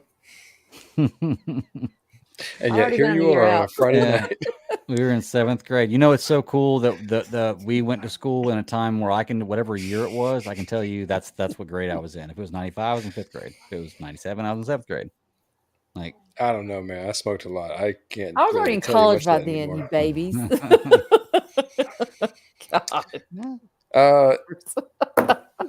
Sarah, you brought up Transformers. What did you think about Transformers? Because I used to watch Transformers as a little kid in school.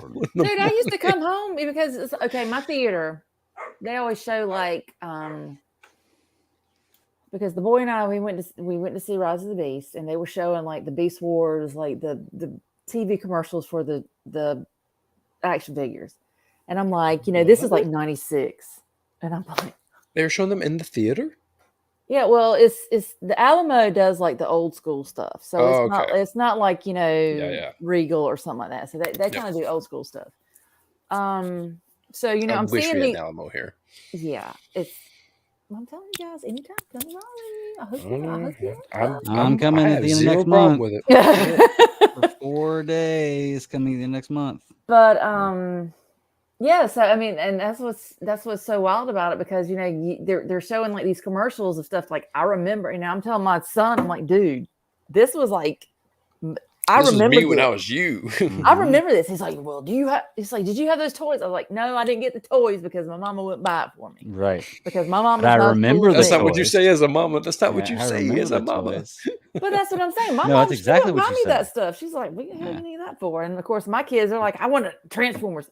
I will get you whatever you want. I will get you whatever you want because you know what? I got my own Transformers too. There you go. Yeah. So we're watching this stuff, and my overall feeling on that movie was, it was a Transformers movie. I was satisfied with it. I mean, it wasn't great. It wasn't like fantastic, like but it had Maximals.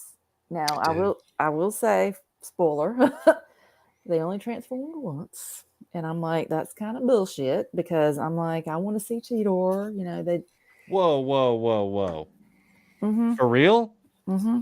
They transform once? Mm-hmm. Oh, I'm out. But the thing about it is, as Maximals, and you see them, there is a lot more value of them at being animals. So I mean, it's in the design. Okay. I mean, the design of them, they look fantastic because it's like you had the metal, and then you could see like the fur sticking out. I mean, it was like. They weren't. If you think of like the iteration of the cartoon that we're used to, where it was like full fur, where they had Rat Trap. You mean? Yeah, that's right. I said it. Sorry. I'm full. Just he ain't there. I'm sorry, he ain't there. I'm not gonna. I know Ross. Ross, you spilled the beans last week, my friend. No, man. I could read you like a book. How was I supposed to answer that? You answered it. Put it that way. I know. I'm sorry. It's okay. I don't mind. It's fine. It's fine because I mean, you had Rhinox, you had Cheetor, you had Air Razor, which it was kind of weird having Air Razor because I didn't really see her as like one of like the main ones. Right. Well, you saw why that was. Well, that's what I'm saying. But she was a great character. I mean, I really enjoyed her character. And of Rat course, Trap is in every episode. Well, that's what I'm saying, and I just think the budget. I don't think it would. I don't see how Rat Trap would have added to it. To be honest with you, I hear you, and I'm just picking too. Like, but that's what I'm saying. It's like I'm trying to think of. Yeah, there was probably a lot more that I was expecting, but like I said, it was a Transform movie, and it's kind of like Gage says. It's like maybe if they had done away with Mega Man. Oh shit! I said Iron Man, but yeah. And they could have added more to the Maximals. Maybe that would have been good. Because I didn't see any value in that. I really didn't. No. That moment took me out of the film. Like I said, Pete Davidson was a little bit too much. Right, but when that scene happened, I'm like, where are we in any storyline, like period? Because I understand why you would want to do this. I don't understand who would let you do this. Because the idea is cool on paper, but when you start talking about like how it plays out in the canon of it all, you're like, what is happening right here? So when you said in the chat, Pete pulled me out of it, I assumed, because I haven't seen the movie yet, I assumed you meant Pete Davidson is the voice of Mirage. Yeah. Okay. Yeah. I assumed Pete Davidson pulled me out of every movie. Well, I hate that. He's not a bad actor. He's not a bad comedian. He pulls me out of every movie. He's not in my era. Yeah, like I didn't grow up with him. He's not normal to me. And so I do think that is my thing with Pete Davidson. Yeah. I just think, because I'm trying to rationalize even my son, he's 13. He's just like, that's not how I see Mirage. That's just not. It was too over the top. And I don't even care about the lines that he said. Like I kind of laughed about the, Now I will say some of the comedy was pretty good. You've been inside of me, and I'm like I laughed at that. That was funny. But that's what I'm saying. The comedy, some of it wasn't bad. I mean, I'm not gonna, but it was too over the top. Like it was constantly too over the top. If it wasn't constantly too over the top, it probably wouldn't have seemed so bad. But if you're Pete Davidson, you feel like you're a voice that you have to just be over the top because, let's be real, he's very like uncomfortable with himself as a person, which a lot of people are. It's cool, like we all are. But sometimes we reach moments where we're not comfortable with what we're doing, but we don't have to go over. But then you have the opposite of that. You got Michelle Yeoh. You know, she's just like, she just voices Air Razor, and that's She's what a it fucking is. beast. I mean, literally and on screen. I mean, Air Razor was she was a very she was a presence. She was a presence that was to be reckoned with. Oh, and I did like Air Razor, especially with her beak. You know how she kind of like did a little thing or here she talked. I thought that was really cool. And so that's where I was going to say when you were talking about they only maximized once. Greg, the story lends itself very well to how and why the Maximals show up, but the bad part is that you're expecting much more, and you're basically getting like the intro to Beast Wars. And I didn't really care too much for like the friction between Optimus Prime and Optimus Prime. Oh, for sure, but you have to understand a little too much. You got to understand too that that's why they did that scene where the one that was in charge ended up sacrificing himself. That turned into the whole like you're going to hold the grudge no matter who it is for the next time because you've already lost someone so close to you at the beginning. Right. So the story itself was good, and I didn't think that they needed to do. I don't think they need to draw it out. I wish they just would have jumped into the story. What I hate is that there is an endpoint because this is set in 94, I think is what the time frame was. Fantastic soundtrack. Loved it. Was way back on board with all of that. Yeah, great. Fourth grade. And poor B. Oh, I know. Well, don't go too ham on that. Like you hold off on a second. But yeah. But you know where they end up in the timeline of Transformers, so that's the only thing that really blows. Ron Ox was badass. Yeah. Oh, and the ending, the ending. Oh my God, are they trying to do a whole entire universe? Are they trying to do a Hasbro universe here? Like, that'd be cool. I don't know. Like I said, I had to because I was trying to wrap my brain around that too because I'm like, so then I had to explain it to the boy. He's like, "What is this?" I'm like, "Dude, you know who this is? I mean, you know what this is. You don't know Joe. You don't know Joe. Yeah, I mean, it's you know what this is, but I mean, it's still just trying to. It's just that Hasbro universe. Just oh God. Greg, I recommend when it comes out on streaming, just watch it. Just I definitely am. Watch it. Yeah. I want to see it. Streaming, I'm watching it again because I'm almost like slow mo that shit. I ain't gonna lie. I want to see it. This is a movie that I want to be able to pause. Now it's got a whole family and looking out for each other and that whole which. That's another thing that I feel like it's just like you're like, oh my God, just give me machines. Can I just say freaking Maximals? Now I will say, Optimus Primal did say, what do you say, Maximals maximize? I'm like, okay, that's the money. Like that's the Power money thing right there. Yeah, exactly. Like hearing the Power Rangers thing, we're just like, yep, that's what I wanted right there. And that made the whole thing worth it. I'm not gonna lie. Yeah, I definitely want to check it out when it comes to streaming. I mean, I don't hate Transformers, but it's kind of one of those things I did kind of fall off. Like I watched the second one, but you know what? I watched the third one, but it was just kind of like after this, it's like, oh, that's you don't have to watch them in order. Yeah, I don't even think. Hot take. I enjoyed the Transformers movie more than I enjoyed Across the Spider-Verse.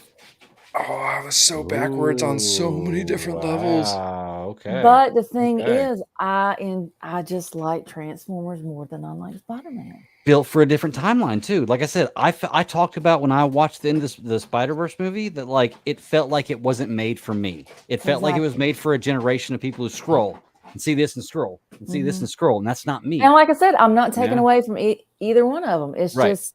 Right. I enjoyed, if I'm saying a movie that I enjoyed more, just for me personally, and I'm not saying, the Transformers Rise of the Beast was perfect, but that was just a movie that I was more excited to see because there's certain aspects of it. And like I said, there might have been 30 minutes worth that I was like, that's what I want to see, right. But it's just Across the Spider-Verse. I mean, it's a cool movie. It's a great story, but I just enjoyed I just enjoyed Rise of the Beast more. Just having those Maximals in there, that was my thing. And so I am literally between you two on this because I was taken out of certain parts of Transformers because of certain things. And I didn't think it had a good story, but I know that Transformers as a property doesn't need a good story. There were plenty of little things there, but there were so many things in Spider-Verse that I thought that they did excellently. Now, Greg, you're completely right. I don't think that movie was made for me at all. Because I mean, I feel like there were certain things that kind of pulled me out of it. You know, because I'm like, I just don't think that was. It doesn't mean I can't enjoy it, right? Oh yeah, but there was so much that was fun that took me back to so many different art styles in one movie, which I know the first one did. But you're going to have to go back to Saturday morning cartoons and imagine the different types of things that you saw Saturday morning cartoons. It had the best, to me, multiverse side of the story to where it's like, this is kind of believable. And I know that it's so much easier. So much easier to believe because it is animated. I understand that and I appreciate it because I think that that's the right place to tell it. It's tough to tell in any live action movie. But then you have all of the it falls under the multiverse thing, but all the different renditions of Spider-Man, all the absolutely, the variances, every bit of it, and I just love all the bits and pieces of it, and it's lovable.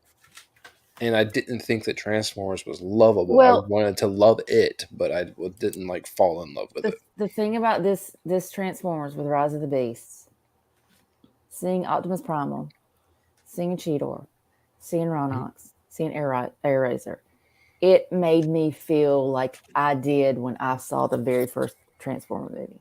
Because it's like seeing Keaton. I know. That's what I'm saying. And like I said, it's not the best movie. It's not the greatest, but it's that part of it is what just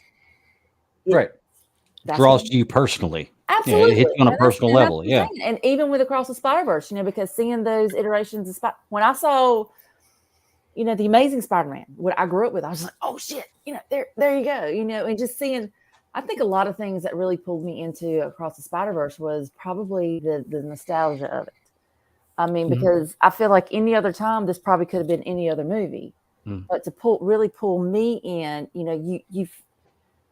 there's certain properties where you have this personal pull to, and I feel like and of course Beast Wars, that was one of my favorite things. You guys, Street Sharks. No, I'm just kidding. That's what I'm saying. I mean, and how do you feel about Captain Planet? Like how you feel about Ninja Turtles? I mean, I love Ninja Turtles. I do love Ninja Turtles. Yes.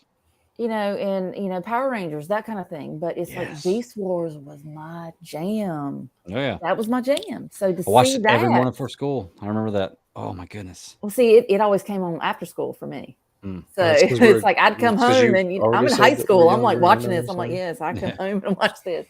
So I mean, it's that was my personal pull to it. So that's why I enjoyed it more. But it's just, I mean, Cheetor. I'm like, oh my God, there he is. There is room to grow with these movies, and I wish that they do, and I hope that they do a little bit. The thing is that they're going to be the same thing as all the other ones, and so unless they're able to tell a extremely vivid story, let me write this shit. Yeah, that's the thing. Watch it. You know that you can take Transformers and be like, they transform. Let's make that secondary, and let's just make a story. The same point that we just talked about earlier. If you did that, it could work. Dude, do you remember the Transformers animated movie, the original Transformers movie? Yeah. The entire movie is just one big fucking battle. Do that. It's and just you see the same scenes over and over. Yeah, like literally, there is no plot. It starts out with these guys attacking these guys. But it was cool as shit because there was Transformers. And that's what that Netflix. Good. I think the Netflix had that 6-part series or whatever. Yes. And it was good. Yeah, that was cool too. Yeah, was it Fight for Cybertron or something like that? Or something like that. Yeah, you had the Siege, and you had the. I mean, I think they even had Earthrise. I don't think I watched the third part of that, to be honest with you. If it's even come out yet. Oh, I don't think I finished it. Which it was good. I saw Earthrise. I won't just. I have to go back and look at that. Hold on. Yeah. So I mean, that's all that I'm saying. Like, Greg, watch it. Sarah, I'm glad you enjoyed it. As soon as it's streaming, I will. That's what I'm saying. I mean, that was just, one of those things where, it was like, it could have been just absolute dog shit. I didn't care as long as I saw what I wanted to see. Now there was one thing I didn't, but I understand why he wasn't there. But still, yeah, you can't have everything. Well, let's switch major gears. Do this. Yes, let's go ahead and hop into this main event here because we still got an hour and 20 minutes in. Let's did y'all discuss Strange New Worlds? No, let's save it next week so Greg can catch up. Okay, yeah, save. I'll watch the first 2 episodes. We'll do the first 2. My fault to everybody out there. I was super excited that Strange New Worlds came back, and it did not disappoint. Let's just put it that way. That makes me happy. I'm excited to see it. It did not. It came out swinging. So I mean, it's blood wine. That's all I gotta say. You got a hangover? All right. Okay. Well, so we'll save that till next week. So Greg, let's do it. Let's hop into the Flash, y'all. Like seriously, Ross, me and you saw it together. Sarah, you saw it like 30 minutes before us. So like the whole time I was there, I was like, Sarah's supposed to see together, guys. Let's pick one. I was just surprised Greg showed up at the theater. I walked in, I'm like, am I gonna go see this by myself? One movie. Wasn't my fault. One movie. Anyway, we saw the Flash. Finally saw the Flash. We're gonna talk for about 10 minutes. Or maybe not even that long, just for a few minutes, my overall feelings. Then we're going full spoilers. So I'm just going to start it off with a ranking. I don't know if I can do that yet. So I've already done it. That's kind of strong, dude. That's hold it. Okay. Well, that'll give my feelings for okay. Let's put it this way. I was not disappointed with the movie. I'm excited to see it again. I can say that much. I'm excited to see it again, to see if there's things I missed, to see the things that I saw that I liked. This is what I felt like Black Adam should have been. And my friend Steve, that was with me last night, said the same thing. He was like, when I walked into Black Adam, this is what I was expecting to feel, like this feeling coming out, and I didn't. And I felt the same way. I didn't with Black Adam. I was a little hesitant going into this movie. One, because of the way I feel about the main actor, Ezra Miller, and two, because it's been so long. And with DC going through these changes, I didn't know what was going to happen. I walked out of the theater very, very pleased with what I had. And we're going to dive into all the things. I was talking to my buddy that we were riding home with me. And, I was like, I've got to think of things that I don't like about this movie to be able to talk about.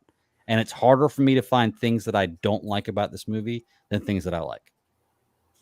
So they outnumber them quite a bit. What say y'all as far as overall thoughts? I'll start. This is one of the movies I try to stay away from any more trailers or any spoilers or anything. So that's why, Ross and I were like, I don't want to see this. I'm good. It's like I really didn't have, just kind of based on, like Snyder Cut or, that kind of thing with Ezra Miller's, iteration of Flash. That didn't disappoint. So I kind of knew it's like, as far as the humor, that kind of thing, I thought that was kind of great. One of the things that Brian and I kind of talked about was there was, we'll kind of get into that was there like a stylization that was kind of put in place, especially with the CGI, because there were some things that kind of pulled me out. There was a couple of scenes where I'm like, what in the hell is going on? But overall, the first half of the movie, or like, within the first, I'd say half hour, I'm like, oh, the fuck, man, what the hell is going on right here? Let's get into it. Okay. The beginning kind of dragged a little bit. I mean, and I think it was just kind of like just trying to get its footing. But once it did, there was a payoff. I felt like there was a payoff because there was a lot of stuff that we saw, and we had talked about this before. It's like, how is it gonna affect going into the new like rebooting per se. It was really a fun watch. It really was. I'm not saying I'd go back and pay to see it in the theater again. Yeah, I'm not saying that much either. Yeah, I mean, I didn't love it that much. Right, but I'm excited to see it again. Yeah. Yes, I mean, I'm looking forward to watching it at the house. So you can kind of like pause it and maybe slow motion stuff and see. And I'm kind of like with you, is like, what did I miss anything? Did I see anything? No, there were some scenes in there. The humor in it was pretty damn good. I really enjoyed the humor. I was really surprised. I didn't feel like it was really over the top or under because and I'll tell you one of my favorite scenes, like one of the funniest scenes, but still it was really interesting. But I mean, it had some heart to it. It had some heart. I kind of looked at my boy a couple of times like, appreciate me, damn it. Okay. When you gonna get struck by lightning? I know, right? So I mean, overall, I think I enjoyed it. Okay. But I can't pick it apart. Oh yeah. We're gonna do that. We're definitely gonna do that. Dude, Ross, what do you think overall, man? Sarah, everything you said was just making me think about all sorts of different things, and I'm like, yes and no, and yeah, I agree, I disagree. I thought that the build up in the beginning was okay. There was a lot of things that we missed because, like I've said before, the Justice League, the whole entire Snyderverse. I mean, I don't know the best way to say it without making it seem like it's a derogatory term, because I don't want to make it seem derogatory. I just want to say that I feel like it deserved so much more. And I loved the beginning of this movie because parts of it, plot wise, because it gave us things that we weren't able to see in any other way in any of these movies. Greg, to your part, talking about Black Adam felt completely disjointed from this whole entire universe. And so that's why that whole entire movie, I'm sitting there watching it, I'm like just waiting for the moment to care, and it never came. Ezra Miller is not my Flash. He can't be, he won't be, and it's not even because of the crap that he's done. The moment I saw his face on screen, I'm like, I don't like him as the Flash, and he did nothing wrong. Even but at that point, he did nothing wrong legally, Right. And so, like, it wasn't even that big of a deal to me. It's just like, he's not my Flash, and it's one of those. It just like any other character. It's either you believe it or you don't. I loved the suit in this movie. I absolutely loved the suit. I like both of them. Well, I did too. Yeah, we'll talk about that. I'll tell you the reasons why. But the things that you've seen in the trailers, I'm trying to stick to like trailer worthy comment here. Like, I loved it. I thought that every bit of the little things that it did for him was just enough to be perfect for the Flash. But I don't buy Ezra Miller. Well, Ross, let me ask you this: who is your Flash? That's what I was just about to ask. Here. Or do you have one yet? Like, is there a guy who's nailed Flash for you yet that you can see as Flash? No, like I have, like I can see the other actors as Flash. So like I thought Grant did a great job. Like on the show, but I don't think the show did him justice. Like it's a TV series, and it wasn't like big. It wasn't. It fell on the back end of like being a TV series that wasn't connected to anything. And even though they brought Ezra into the TV series, I just didn't care that much. And so what I'm looking for is just something I can be believable. I can find believable, right? Because of all of the Batmans, I can't say that. I think, Val Kilmer was the one where I'm like, that's not Batman. Really? Yeah, really? like Val Kilmer's not Batman. I was just talking about that with a buddy today, and I feel like that was beyond like of all those movies, that was my favorite looking as far as like Bruce Wayne Batman was Val Kilmer. I didn't like the Bruce Wayne side of him because they made it's like you either like the Bruce Wayne or you like the Batman. It's like it's like it's not really both. Yes, and like with Flash, like you don't ever get enough of you don't get enough of the other side of Flash. And to actually, to the podcast that we were talking about earlier, James Gunn pointed out a very, very important fact, and that is that the MCU did an absolutely poor job of having superheroes with personas. And that is a DCU thing, or a DC thing, definitely much harder than it has been for Marvel. Clark Kent, Bruce Wayne, for each of them to have their other persona, they don't have, no one knows who they are. That's always been, that's the Spider-Man thing in the Marvel. That's real big. Like, Spider-Man is the one. Everyone knows that, that the Hulk is out there. They might not know that he's Bruce Banner, but everyone knows who Captain America is, who Iron Man is. It's like, who Iron Man is, but you don't Thor really is know. Thor. And to be fair, that's kind of that's a huge difference in DC and Marvel is to like DC when it comes down to have it, like two sides. Well, Marvel is more superpowered beings. Yes. DC is gods and humans. And that's been something I've been very tough. Difference in the two. So that's why I make this point, is that I haven't figured out who. Let me be very honest. I liked Ben Affleck. I needed to see more of him, and I didn't get more of him because I missed out on that movie that could have been. I really enjoyed the entrance to this movie because it gave me a little bit more of the Batman side of him, and I liked that. I needed that. I wanted that. Like I'm all about it. Yeah, and so there are many things that like this movie did, and I think that I found my enjoyment of it in between the lines. Okay, that makes sense. So, it really does.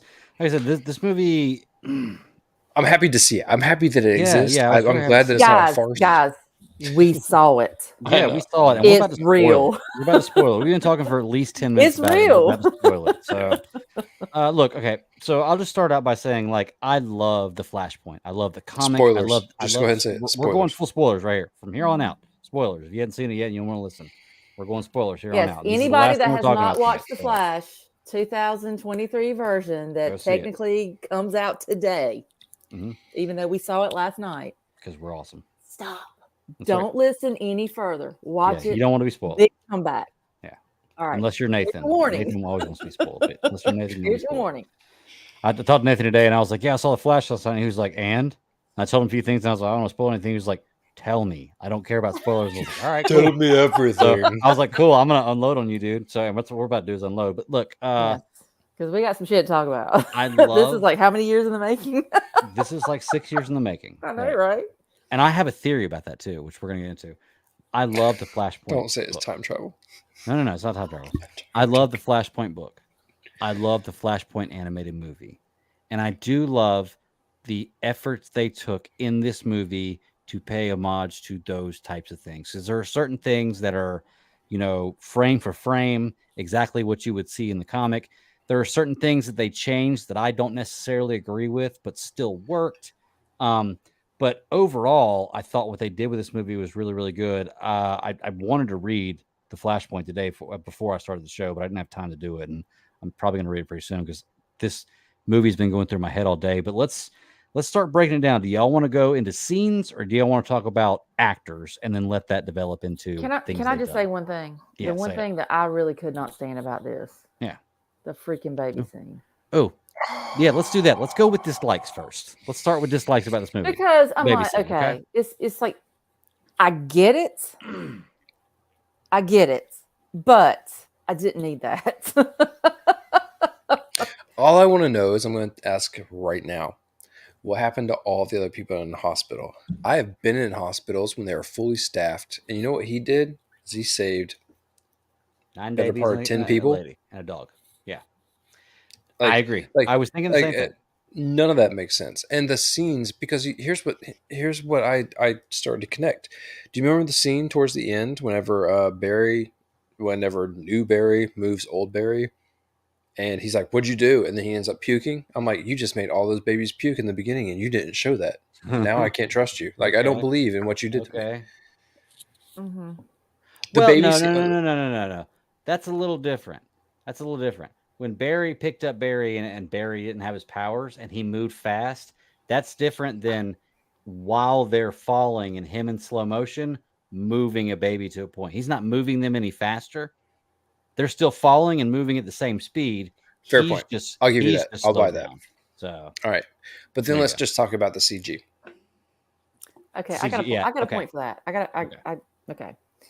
This is something Brian and I kind of talked about, because if you look at the baby scene, the Kara when they break her out of the prison, when she does her little thing, and then everything else, I'm like, is there supposed to be some kind of stylized type CGI? I know where you're going with this. Because it's almost like it's an animated and it's... Or is it just shitty all around? Because that's where my mind went. I know what you're talking shitty about. all around. I didn't want to say it was just shitty all around because I looked at Greg and said those exact words. Is like, he did. I understand that the CG is very horrible. But I wonder if it's how do you make it work? And that's what I was going to say. How do you make it work well? And did they do that? Like at some point, do you stop? All right.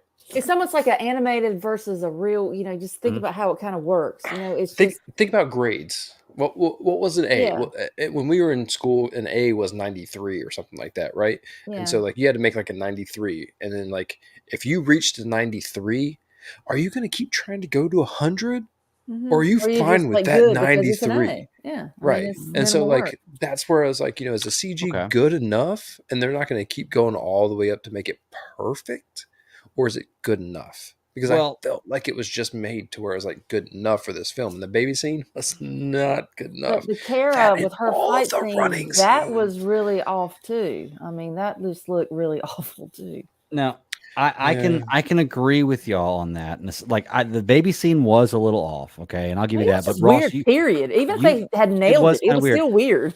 No, but Ross, I think was it you mentioned it or either Beeve mentioned it to me on the way home, where it was like, okay, the Quicksilver hospital scene.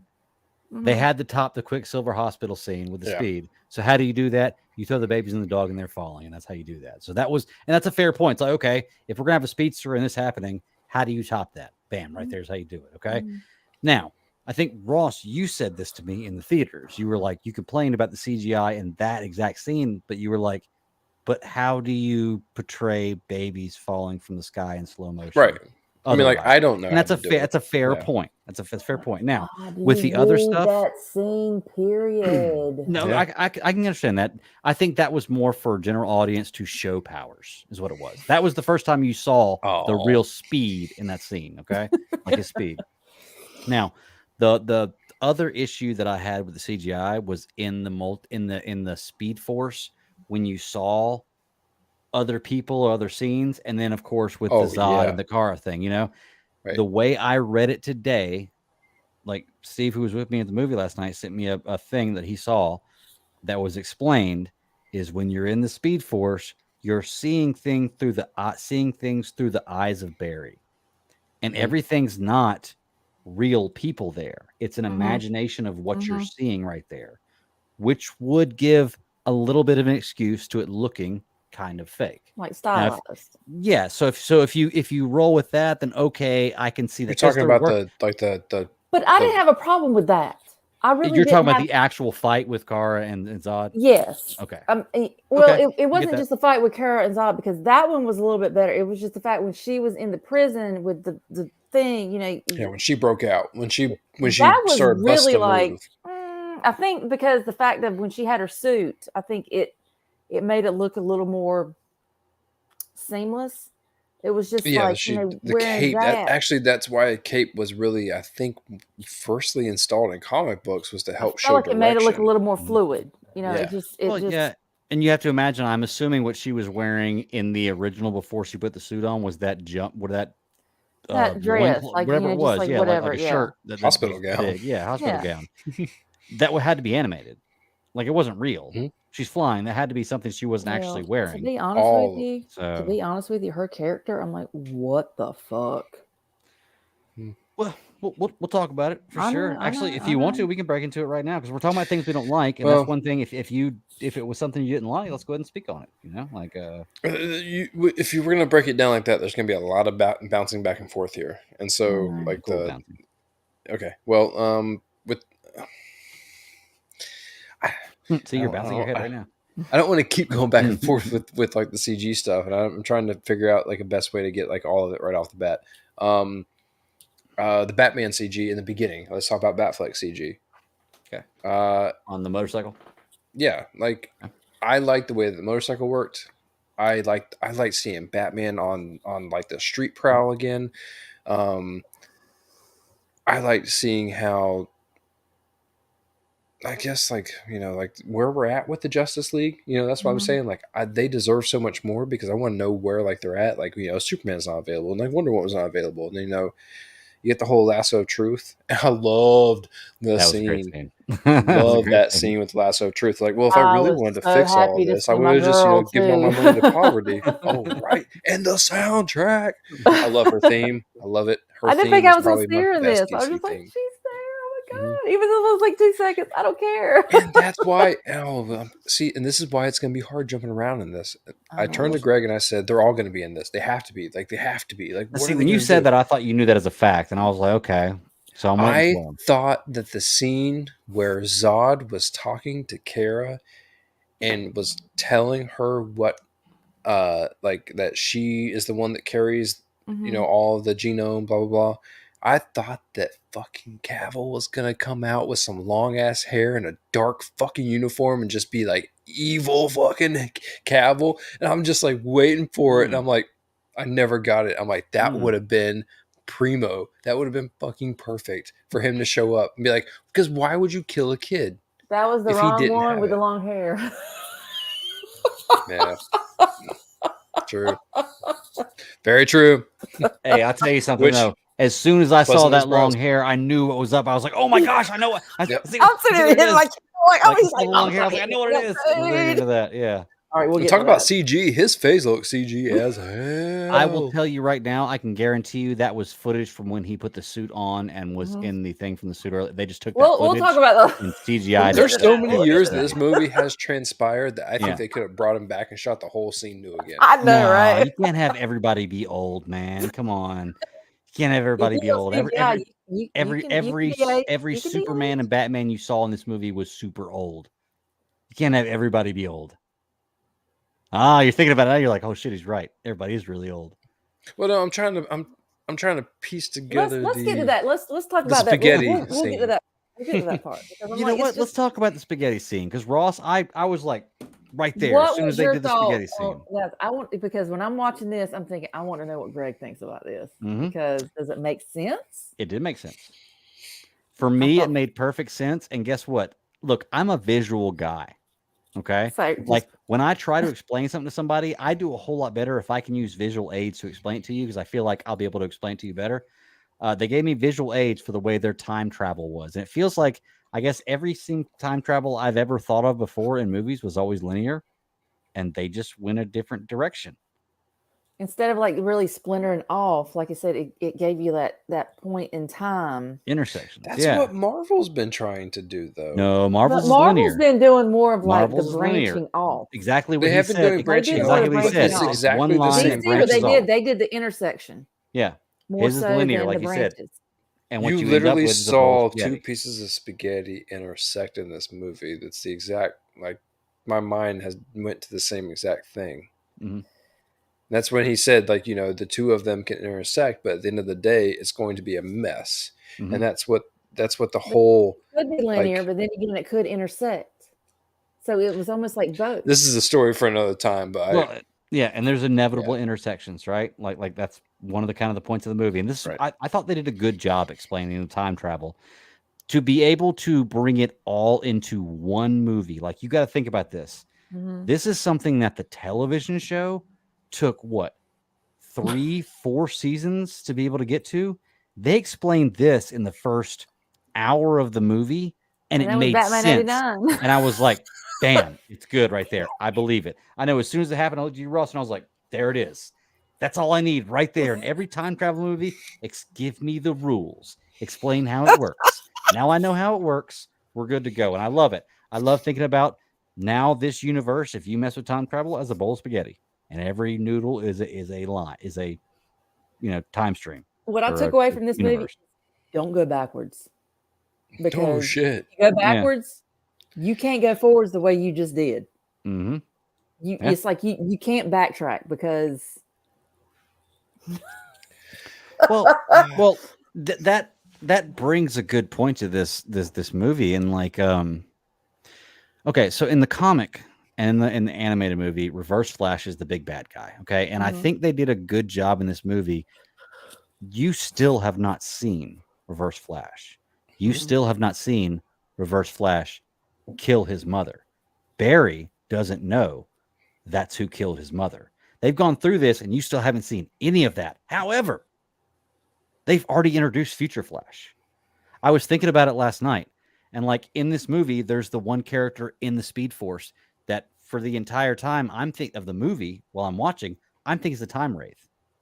Mm-hmm. It makes sense. He looks like it. You know, he's attacking him based on what Barry's doing. This is a Time Wraith, okay? And this ends up being the character Future Flash. Now, they paid homage to the actual comic because in the comic, I can't remember which one it is, to be honest with you. That's why I got to read and watch the movie. There's one where Batman shoots Reverse Flash through the chest. There's one where Batman stabs Reverse Flash through the chest, like through the back and up to the chest, okay? And they paid homage to this in this one where I guess Reverse Flash would kill his prior self is what happens. So those are the kinds of things with like the actual story that I thought they did a really good job of kind of giving hints to and giving clues to. But I did think it was funny that you see Future Flash already, and now he's gone. And you haven't even gotten introduced to Reverse Flash yet, which, by the way, we were talking about actors that we could play Flash. If we're going to do a Barry Allen that is experienced and old, you can pull straight from the show. I'm not talking about Grant Gustin. Tom Cavanaugh. Tom Cavanaugh would play an amazing, mature, older Barry Allen. Tom Cavanaugh's an amazing actor. Sarah, did you run down the IMDb of this movie? No, why? Did you see? No, because I do have it pulled up. Who played the Future Flash in this? I don't know if he's labeled as Future Flash, but that's what he is. I'll take a look because that's what I'm curious about. Like, I want to know.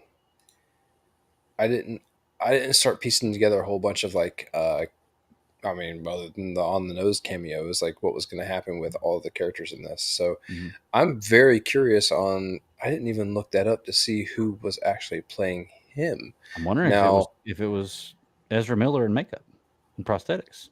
It should have been. I would have thought.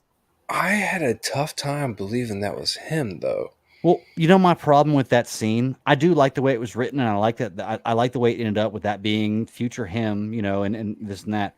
I don't like the scar thing, the scar reveal, because But it was on the nose. Well, the moment he got cut in the face, you're like, right. But we know Barry Allen heals, so however long later, he wouldn't have a scar for the rest of his life to identify.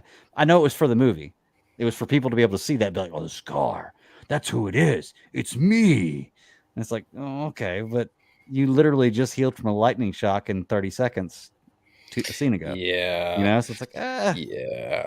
That kind of got me. But no, I thought that it was crazy. Like I said, who they had to play or the fact that they brought that in. And I didn't even think about it until this morning about who it was, because this movie's been running through my mind all day. That was Future Flash.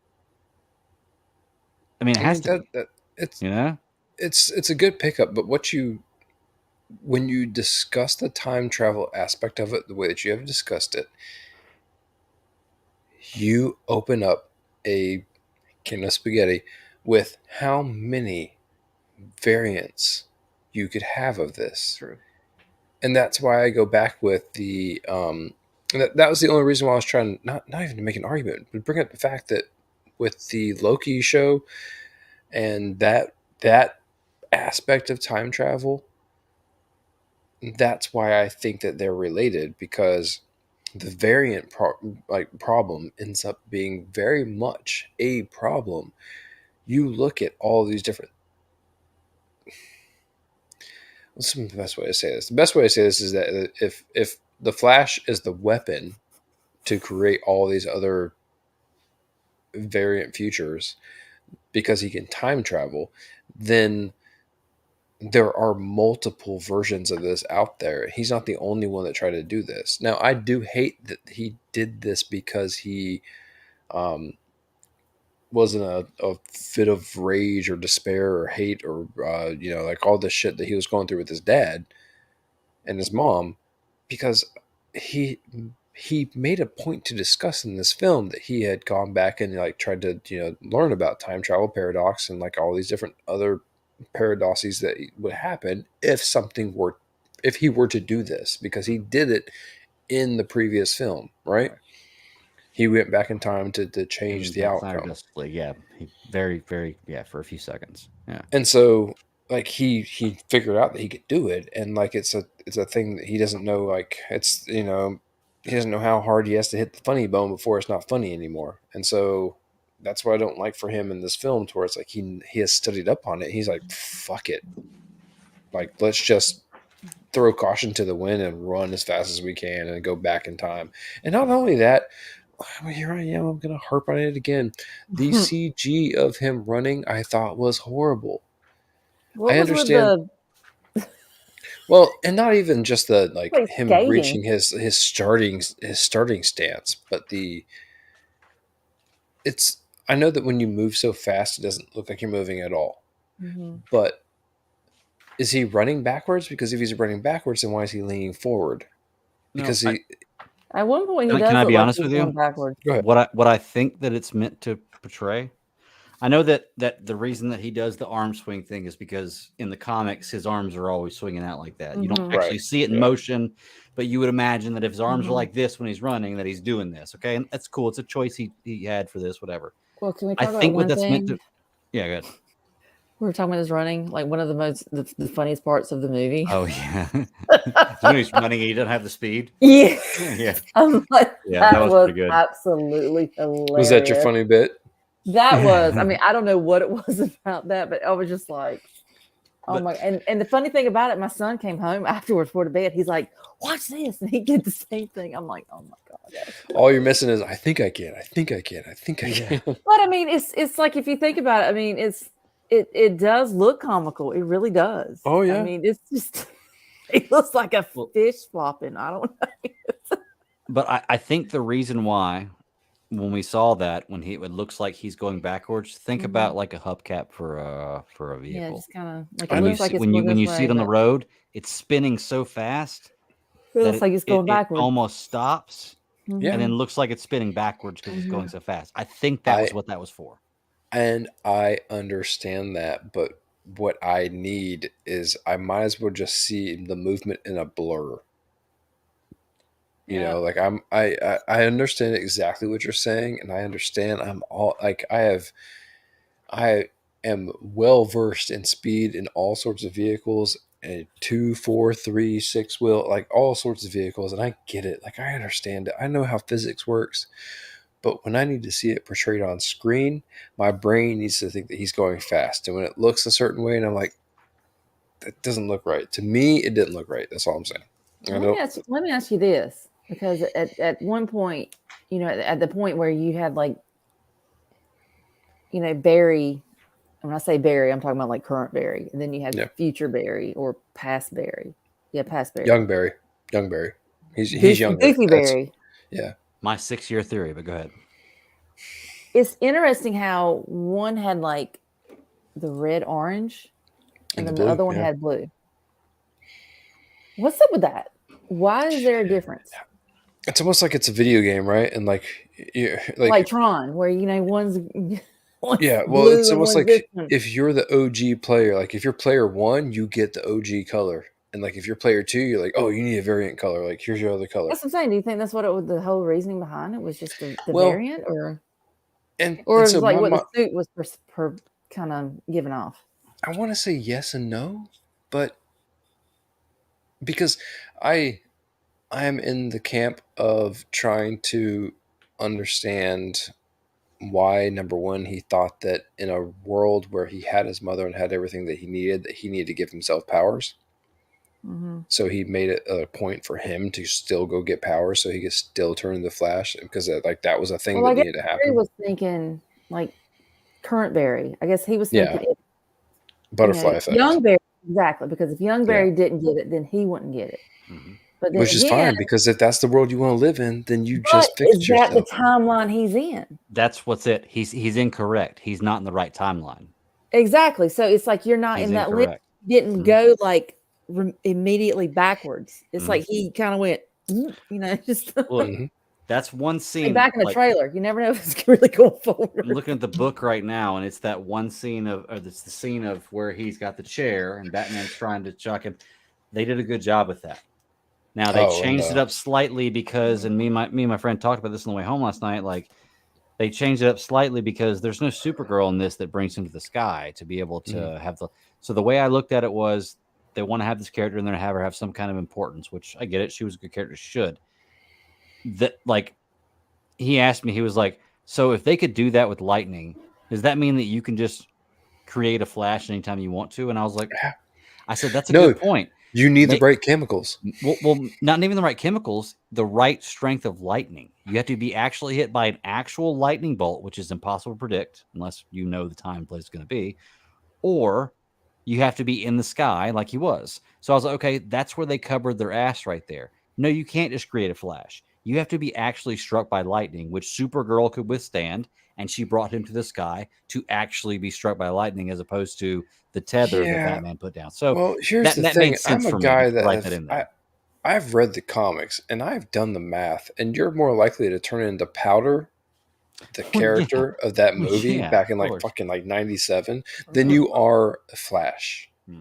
Like, you're likely to be bald and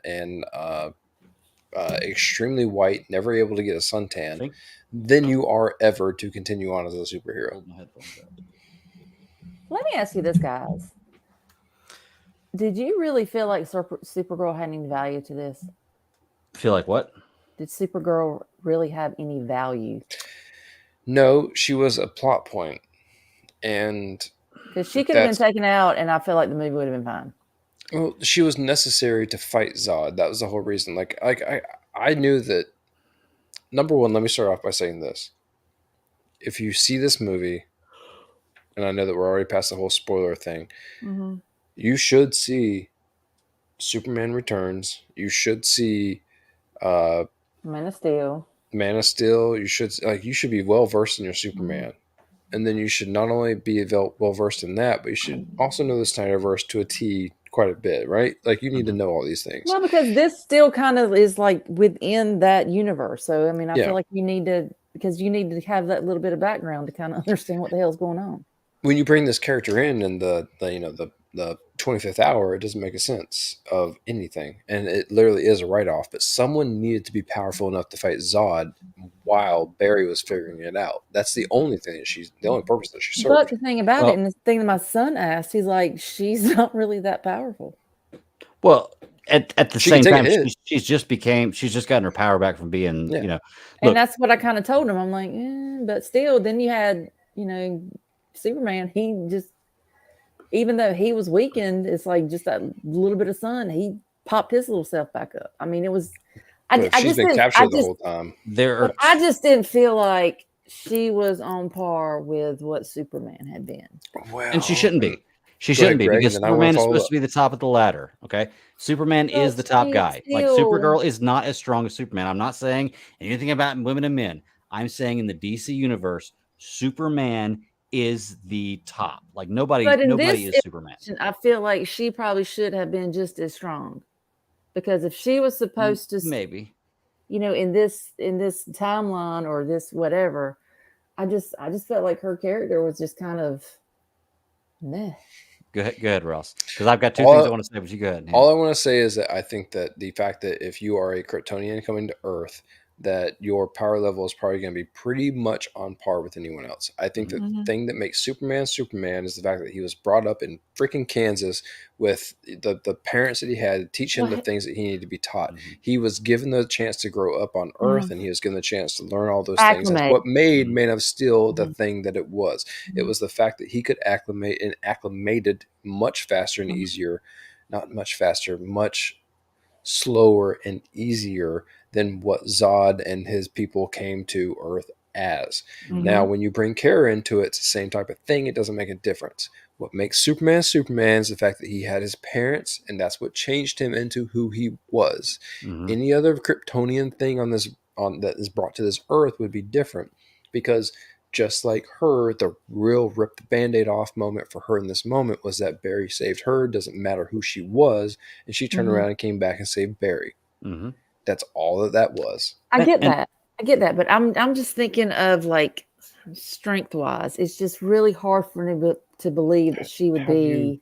How do you compare those? They say it in Man of Steel, and that's why it's so well written. Like Superman says it to Zod. He's like, I've spent years like honing these skills. You know, you just got here a few days ago. Right. So like that's. But what changes? I feel like Kara in the story is just now. She's been oppressed the whole time. I would assume her whole life since she got there. You know, look, I'm gonna say there's two reasons why she was in this movie, and I gotta clarify my point. The first is because you've got to have a Kryptonian and a Superman, some kind of somebody in there, and you don't have to cast Superman if you do this. Because casting Superman is a big deal. And Superman's debut should not be as a cameo or as a sidekick in a Flash movie. Period. So if you're not going to get Cavill, you go with somebody else. And number two, and this does not mean anything that I don't want to see Supergirl on the screen, because I do. This does not mean the actor who did it did a bad job, or that it looked bad, or I didn't like it at all. They're checking a box. If you can do two things at once, why not? They're checking a box. Now, they checked that box, and it did a good job. I liked the character. I thought she did really well. I thought she looked good. I could see her in the future as Supergirl. I did like the costume. No problem with it at all. I like the costume. Yeah, I did too. It looked great. Like that. Looked fantastic. But the bottom line is they killed two birds with one stone here. They avoid having to reveal who they've cast as Superman right now and put that away, and they check a box. It's not a bad thing. You could have been much easier to check a box if you would have done with any other character too. Like I think that I just feel like you're not wrong, but yeah. Because the new Superman movie is going to have Supergirl in it, right? Like it's already been stated that and it'd be cool if this was her. Like I had no problem with her. Yeah, I mean I doubt that it will be, but yeah, I doubt it will too. But what I think that in the weird globe scenes of the multiverse, you could have done anything. Like I for a split second, I had a worry about what they were trying to show with the long hair Superman before it turned into Nick freaking Cage, because we can say it now because we're past the spoilers. Man, Nick Cage, man. Like just seeing that face, and you know what? That was like, it's like you knew immediately. As soon as I saw long hair, I knew. My mind immediately went to him and Con Air, just going. It was either going to be Nick Cage or, shit.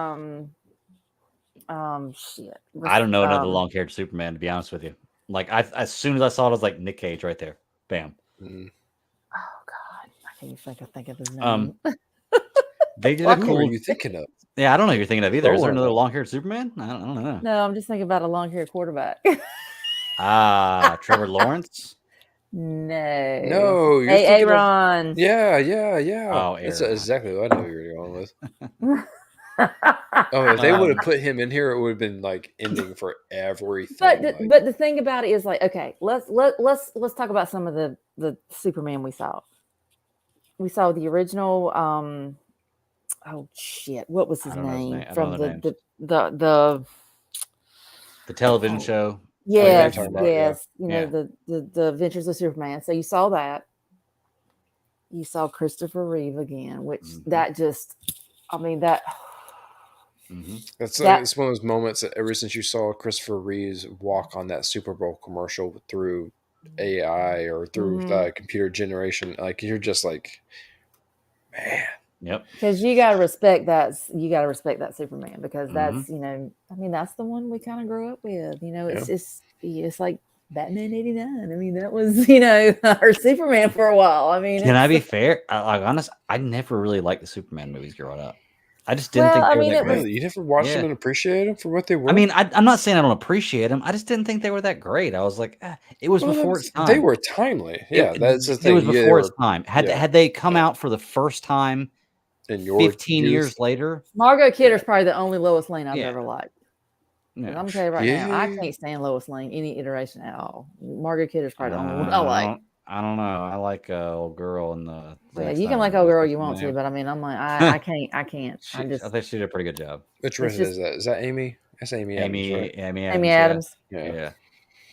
I mean, like I said, you know, we saw Nick Cage, and then, you know, oh God, what was the other one? There was some other ones. What was it? I can't even think of it. There was Nick Cage. There was the Reeves. There was the original one. You did see Henry Cavill, CGI Henry Cavill. Yeah. So you did see Henry Cavill. So that's 4 Supermen. I told Nathan 4 Batmen as well. Who were the 4 Batmen? We saw obviously Michael Keaton. Can we talk about? No, let's talk about that later. Okay. No, you're right. We saw Keaton. We saw Batfleck. We saw Batfleck. We saw Clooney. Adam West. Adam West. Yeah. Oh, not only that, you saw the old once again the old TV show before Adam West came out. It was the old generations past remembering that name, but yeah, it's like 60 years before. So I have no idea. It was before Adam West actually came out. So that's like 60 years before us and like 90 years before now. Maybe more than that, actually, like 100 years before now. Yeah. So, we'll talk about it in a minute. So let's bring up some other points about the movie. Like what else? Was there anything else? Okay. One thing couldn't stand about the movie, and it's not even the movie itself. No fucking previews. Like, what the hell? Like, we sat down and like 9:18 hits. I'm like, all right, stuff's about to start rolling. It's going through the turn your phone off, you know, the little whatever movie things.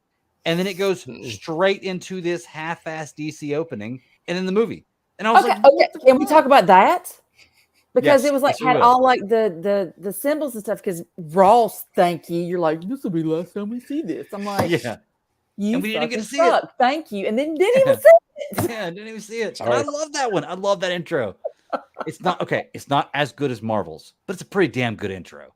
You know, it's a pretty nice intro. I want like, damn Ross. I know. I'm sorry. I blame you. I'm not sorry, but I am sorry. Here's the thing. Greg said it right. It's almost impossible to top Marvel's intro. But I want them to come out with something that is their own and that is like damn near comparable. Like, you know, because I've seen the thing that has been on the internet for like the past 10 months that they've been leaking as the new DCU intro. And I'm like, it's weak sauce. I thought the last one was pretty good. I really liked it with the Batman throwing the Batarang, and then I'm not saying that it's bad. I'm a fan. I've been on board. Like as time has gone on, that's why I sent that to you yesterday, because I'm like, is this gonna be it? No, because like I don't want it to be it. Like I know I don't either. I feel like, you know, at least kind of, but I mean, you don't know what kind of vision. I mean, you know, it just kind of goes along with their vision because it's more of a. To be fair, Marvel's intro for the first, I don't know, 13, 14 movies wasn't as good as it is now. The reason it's as good as it is now is because they can do the comic stripping with the movies they've made. They can do the Marvel intro with the scenes from all the stuff they've done. They have a history. They have a whole world they've built now. They keep taking what they had and they keep evolving on it. And I love that. They change every time. I love it. But the beginning of it is very, very comic book flip Marvel. And like, you're like, all right, DC just needs that. Well, DC just needs an identity. I mean, that's what it is. I mean, like, you know, you're just building off of, and DC hasn't got that yet. DC should do it, but they should. I mean, this is what on the other side. What number reboot for DC? God, I don't even know. Since I've been alive, let's see.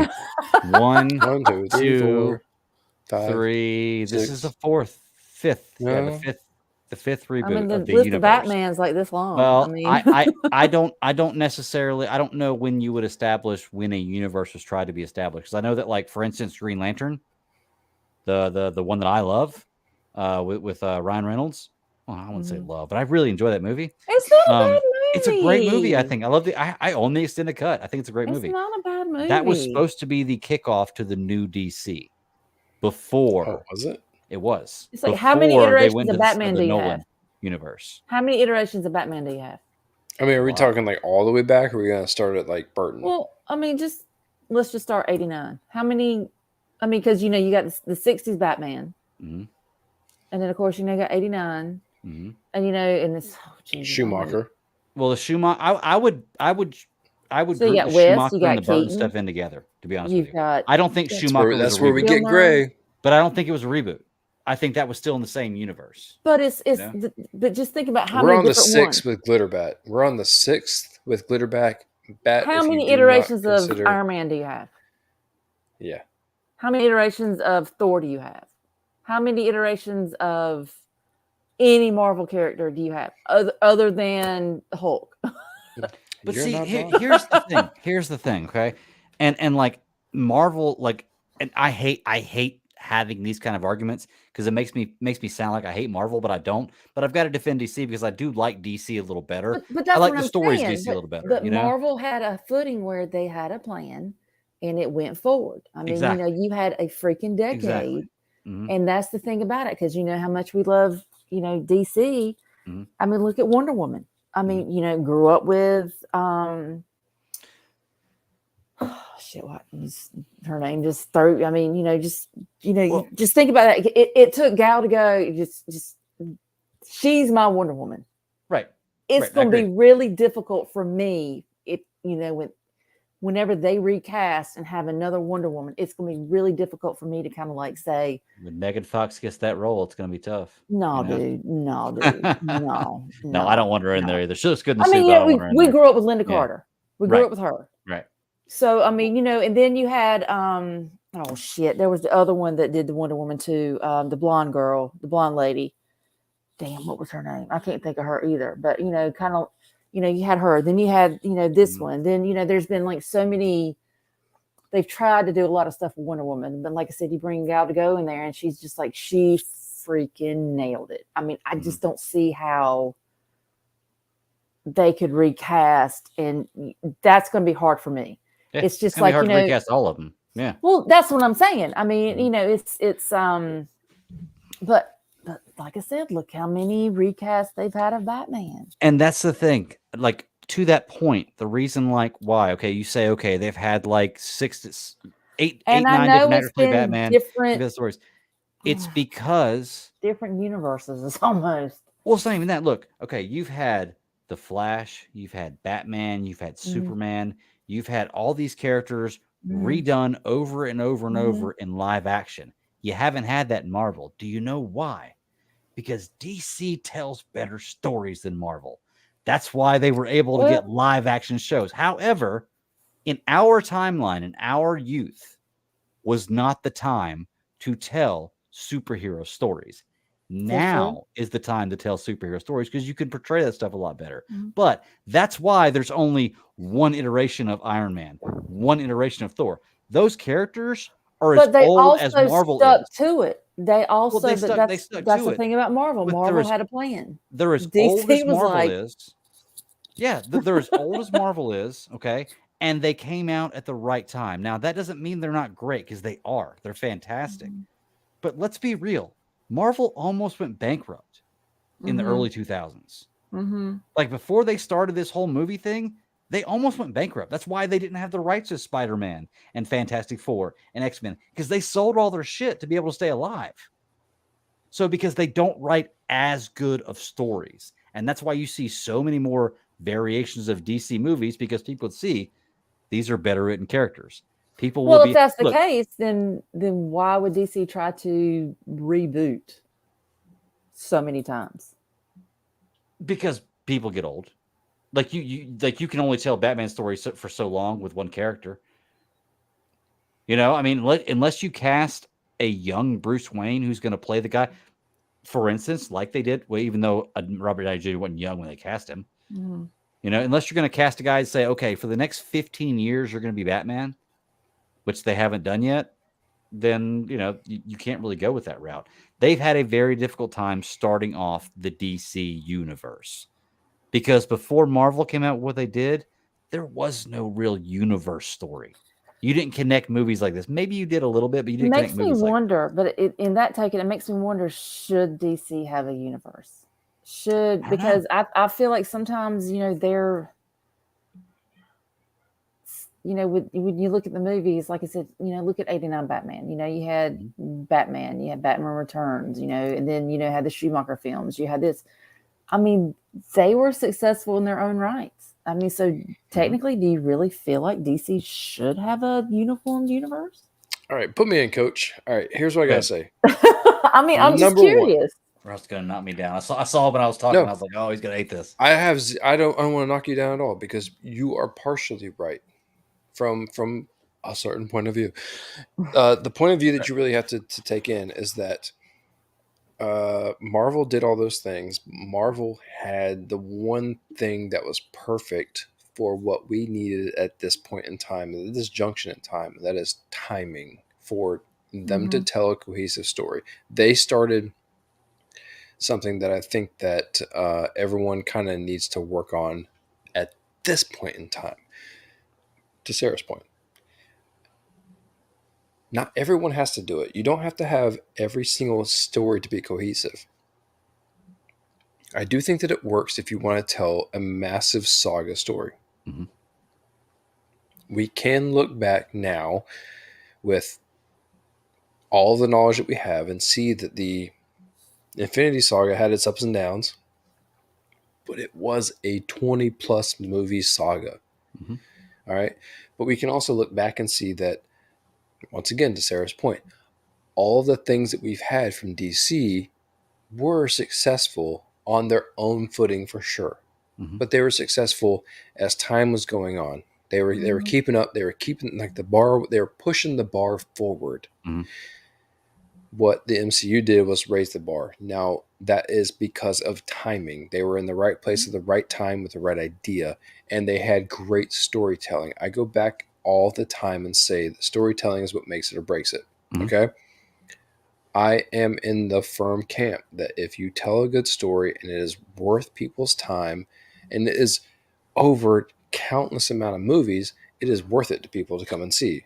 I don't think there's a problem with investing your fandom into something because we've all invested our fandom. Sarah just talked about how much she loves Beast Wars and seeing that on screen and what it did for her, right? And it's not that I love it any less. I found something else to be better. We are going to keep doing that. We are all going to find our things that we love. But Marvel nailed timing. They got lucky. They did. Okay? They did. Luck is the part of that really makes a bit of difference. And I want to see the DCU come up with that. I want to see what they can tell because it's not... I've always said this, that DC will be playing catch up with Marvel because until they can find a way to reinvent the wheel, they're still going to be trying to figure out how to make a better wheel. And it's going to be tough for them. I think that they have it. I think because you're right, their stories are good. I'm not going to go back and forth on whose stories are better.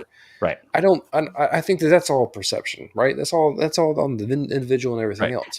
And real quick, before you go, let me clarify on that. When I say DC tells better stories, that is partially my opinion, but I'm also going by as far as writing, as far as comics, not necessarily movies, comics and animation. Yeah. DC same blows thing as Marvel out of what the water. I'm saying exactly right now about movies. Like it is all about about their specific timing. DC may have nailed the timing with certain other stories, certain comic books, certain art forms, certain this, certain that, blah, blah, blah. It doesn't matter. The thing that separates all of these things for us is like how good is the story? Because if the story isn't good, we're not watching or following any of this crap. And we're not going to sit here and make a show on Friday night talking about crap that we don't enjoy. We want a good story. We, like, Greg, you're fully on board with Star Trek camp now. Look at what we've been getting. It's been tough to be a Star Wars fan because over the past few years, we've gotten ups and downs and downs and downs and downs and ups and downs and downs and ups and downs. But I just go to old ups. Yeah, and that's what we hold on to, right? And I want to see DCU. I want to see the DC. I want to see everything. I want to see what they're going to come out with. And I want it to be fantastic because I don't want to compare my love for fandoms. I want to love them all. And like, if they keep giving me great crap, by all means, like I'm there. What I hated about what this movie did was, number one, it took so long to come out. Mm-hmm. And when it came out, I wasn't blown away. Like, I wanted to be blown away by this. And I go right back to the same thing, just to ground it right back in Flash, is that there's too much going on and not enough going on in the same direction. And because of what I love about the MCU, the DCU, EU, whatever, has given me very many reasons to fall off. And I don't mean that in a bad way, because like the movie, I don't know if you want to jump to ratings or what you want to jump to, but like I want to talk about a couple more things, then I'll jump to ratings. Go ahead. Oh, damn it. But I was going to say that I just want to, like, I'll bring that point home, and just by saying that I think that there is not enough. Some real quick points, but I definitely do want to go over ratings. If y'all have to, if y'all can't think about it, it's no problem. I wanted to talk about one thing Nathan asked me this morning, because I was talking to him, and he doesn't care about spoilers, so I got talking to him about the whole movie, and he asked me before I even said anything. He was like, "Is it true it ends up in George Clooney's Batman's universe?" So I wanted to ask y'all. Did it end up in George Clooney's Batman's universe, or is it in Barry's original universe, but because of what he did, George Clooney is now the Batman? And I think that was just a funny, the latter. George Clooney was Batman. Okay. I think it was the that latter. It's just where you're showing where, like I said, you go backwards and you're not necessarily going directly backwards. Right. So therefore you're not going directly forward. Right. So when he comes back, it's like, because it's not exactly the way that it was before. Right. And I do appreciate that, because it almost throttles the amount of change that he makes to how much his universe has changed. Because making that one difference with his dad, and then up to that point, he thought everything was the same. Exactly. Right? Yeah. I listened to only 2 reviews today, and one of them by people that shit that I trust, right? One of them was the guy didn't even understand until it was explained to him that the tomatoes were moved to the top shelf. Right. That's why it made his dad look up. Yeah, he didn't understand, because that's what I said. And immediately, like, once he saw the camera, it's like, how do I make my dad look up? You pointed out to me. Yep. Yeah, I'm like, because that's exactly where your brain would go. Like, how do I make him look up? And that's cool writing, because that goes back to the original point when he was talking to his dad, and they specifically said the color of the can. So that way he knew the color of the can of tomatoes, because they said a green can. He's like, no, it's the blue can, remember? And then when he was there, but then it also goes to that point. If you change one thing, and it's like what did like Batfleck say? It's like if you step on one blade of grass, it could change the entire thing. And so when he went back and what was the main thing that he did? He basically, when he ran into himself, like, it destroyed everything on like this massive movie scale, right? But when he just changed the cans, it was like, well, we just changed like a couple things. And I love the fact that it throttled how much change there was versus like how much that he, stepped on a blade of grass. So that was a very it's going where, like, with the time thing, like I said, butterfly effect, because you can't go backwards and it be exactly what it was before, and therefore you can't go back forward and it be like it was before. Right. Well, it was cool because, like, they showed in the movie, like, the entire time, I'm thinking about this while it's going on. It's like, okay, while all this destruction, everything's going on in this movie, he can just go back and take the can out of the cart and all of it's fixed the whole time. But is it? Right. That's the question. But you lose your mother. So he has this epiphany as he's lost his mother again, that even though I've lost my mother, maybe I can save my father. And changing that one thing is different, I feel. And maybe we'll see some effects later, but it's different, I feel, than stopping somebody from getting murdered. But I don't know. Like you said, it could be a blade of grass thing. I don't know how this universe works. Not start dealing with the time, going back and forth in time. I mean, that just so that's a caveat. I don't want to jump to big ideas just yet, but I have to say this because this is important in this moment. Okay, the only way that this movie works for me is if it only means that there are infinite possibilities. Mm-hmm. It does not work for me on a resetting level any other way, if other than it means that there are infinite possibilities. I think because it doesn't do anything. It doesn't do anything to reset. It doesn't do anything to push on. It doesn't do anything to progress the DC narrative that they have currently. Yes. And if the only thing that it means is that anything could happen, that's the only way that it works for me. We kind of knew that going in. They announced that like a year ago when they said that everything was possible and everything was connected. No, that was actually my last point I wanted to make, was my biggest issue with the movie. I did really enjoy the movie, but I was expecting some kind of closure with the Zack Snyder universe. I was expecting some kind of beginning to this new world. Now I have no idea what's going on. It feels like they're going to make a second and a third one of this. And to be honest with you, I wouldn't mind, even though I hate the lead actor, I wouldn't mind them doing this if it's in the same fashion, but I know they're not going to. And they gave me absolutely no closure for this Snyderverse. They gave me absolutely no clue where they're going in the future. This was, from what I understood, supposed to reset the universe, but it didn't. It was a good movie, but it did not reset the universe. That may have been a clickbaity headline that got too much traction, right? Like it may have been too many people trying to say Flashpoint is a crisis event.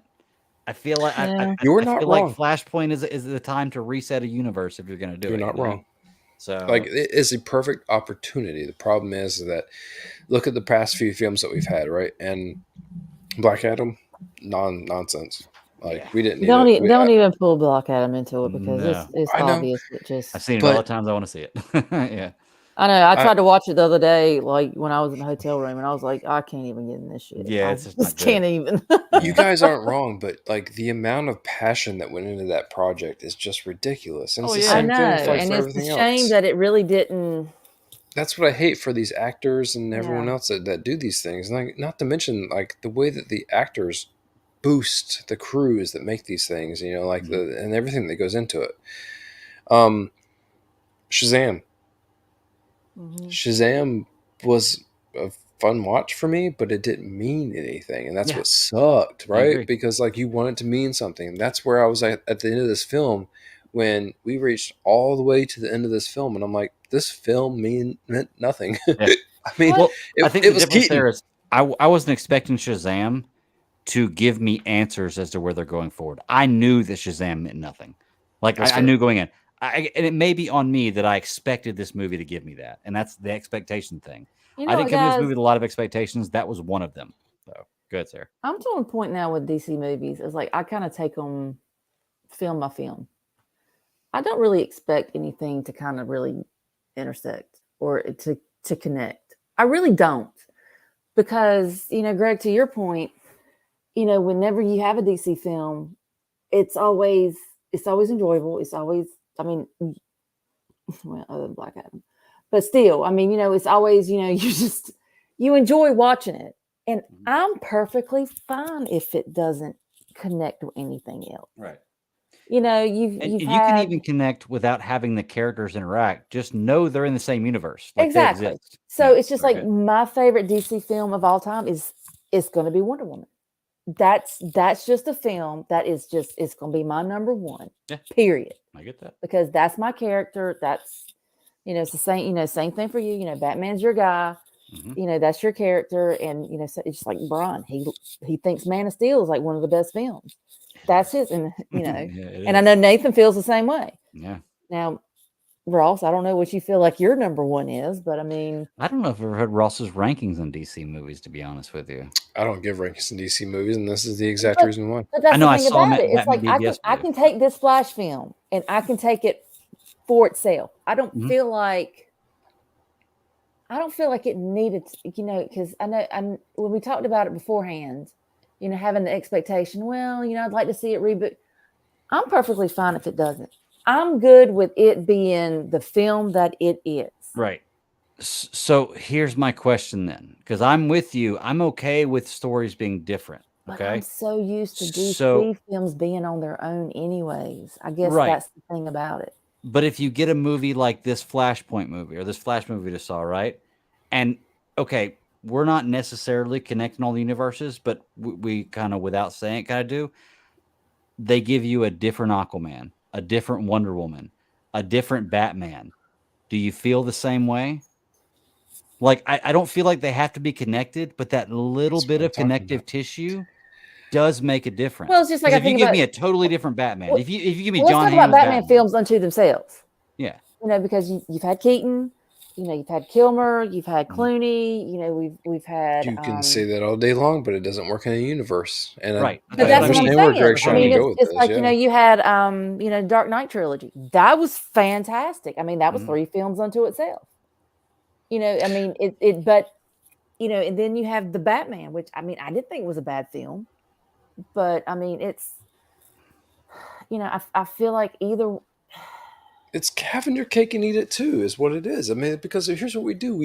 And I've said this on record on here, that it is unfair that I compare what DC is trying to do versus what Marvel's trying to do, because they're at 2 different speeds. Agreed. And even though DC is trying to build a universe where, what Greg is saying, where they bring in the same faces for the characters, it doesn't work in Sarah's point, because that's not how DC films are typically made. How do we have a universe that feels cohesive and it's not visually? You can't. Like, it's impossible to have. Because it's like all the Marvel films, they have the same. It's the same exact universe. But they may be done differently. You have more flavor, because it's like look at the Wonder Woman film. Now, I mean, I would say Aquaman kind of had like more of that feel to it, but look at the darkness of '89 Batman Returns. Look at the darkness of that. To me, that's the DC flavor.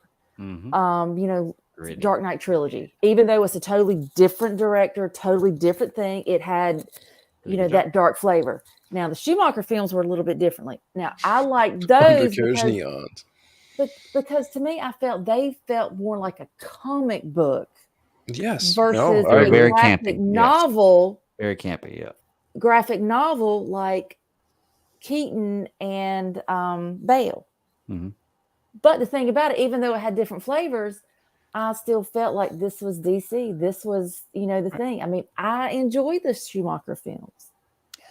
I mean, it like I said, it was a different flavor. I mean, it kind of brought your characters in. To me, I felt like that was more, but it wasn't like the Marvel, because I felt like Marvel's kind of, to me, Marvel, I've always felt like it's more like kid friendly. You don't have that grittiness that DC. But it doesn't matter what director, what story, you have the same characters, you still have the same grittiness. That's DC. That's what I've always felt. You can even look at comparing television. Look at Marvel television with who was their Agents of S.H.I.E.L.D. and compare it to the Arrowverse. Exactly. You've got DC, one that's obviously a little more dark I don't know and if it's gritty just than the other. Characters, but it's always got that dark grittiness to it. You guys are describing vision, and each of these things had their vision. Like the MCU had a vision that they wanted. The what I call it, the Berlantiverse. The Berlantiverse had its vision of what they wanted to tell, right? And so as long as you're able to think way outside of the not box, but if you're able to really imagine what the box is, then you can tell whatever story that you want within it. And that's where so like the Flash movie, I got that moment where I was watching it and we saw who the villain was in this movie. And I'm like, everyone gives Marvel crap because like Iron Man always creates his villain. He is the villain. He creates the villain. And I'm like, Barry did the same exact thing in this film. And that's where I said, it started to lack. It started to lack vision for me because, I want to see DC reach a little bit further out. I want to see them reach, but that is reaching a little further, right? Creating a new in though. You don't have to create a new one. They have so many good villains you can pull from. Well, but I think. But I didn't really feel like that Fly. I didn't really feel like that. I didn't really feel like he was a villain. That's the thing about. I didn't really feel like he was a villain.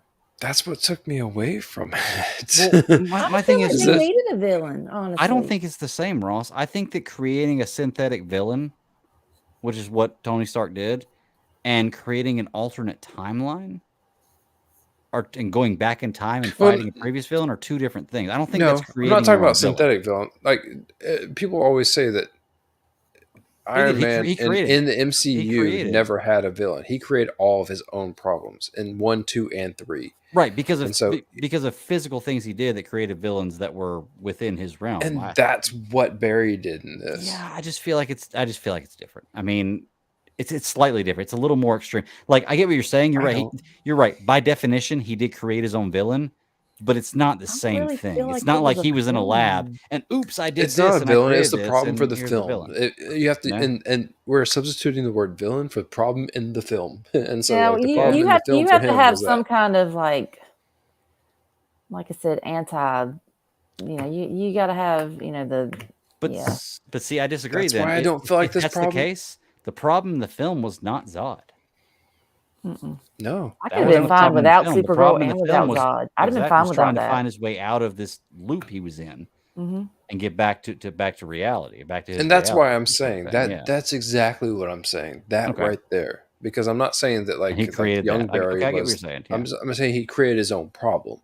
And that's what so many people gave shit for, all the Iron Man movies, that they were saying that he created his own problem. He creates his own problem.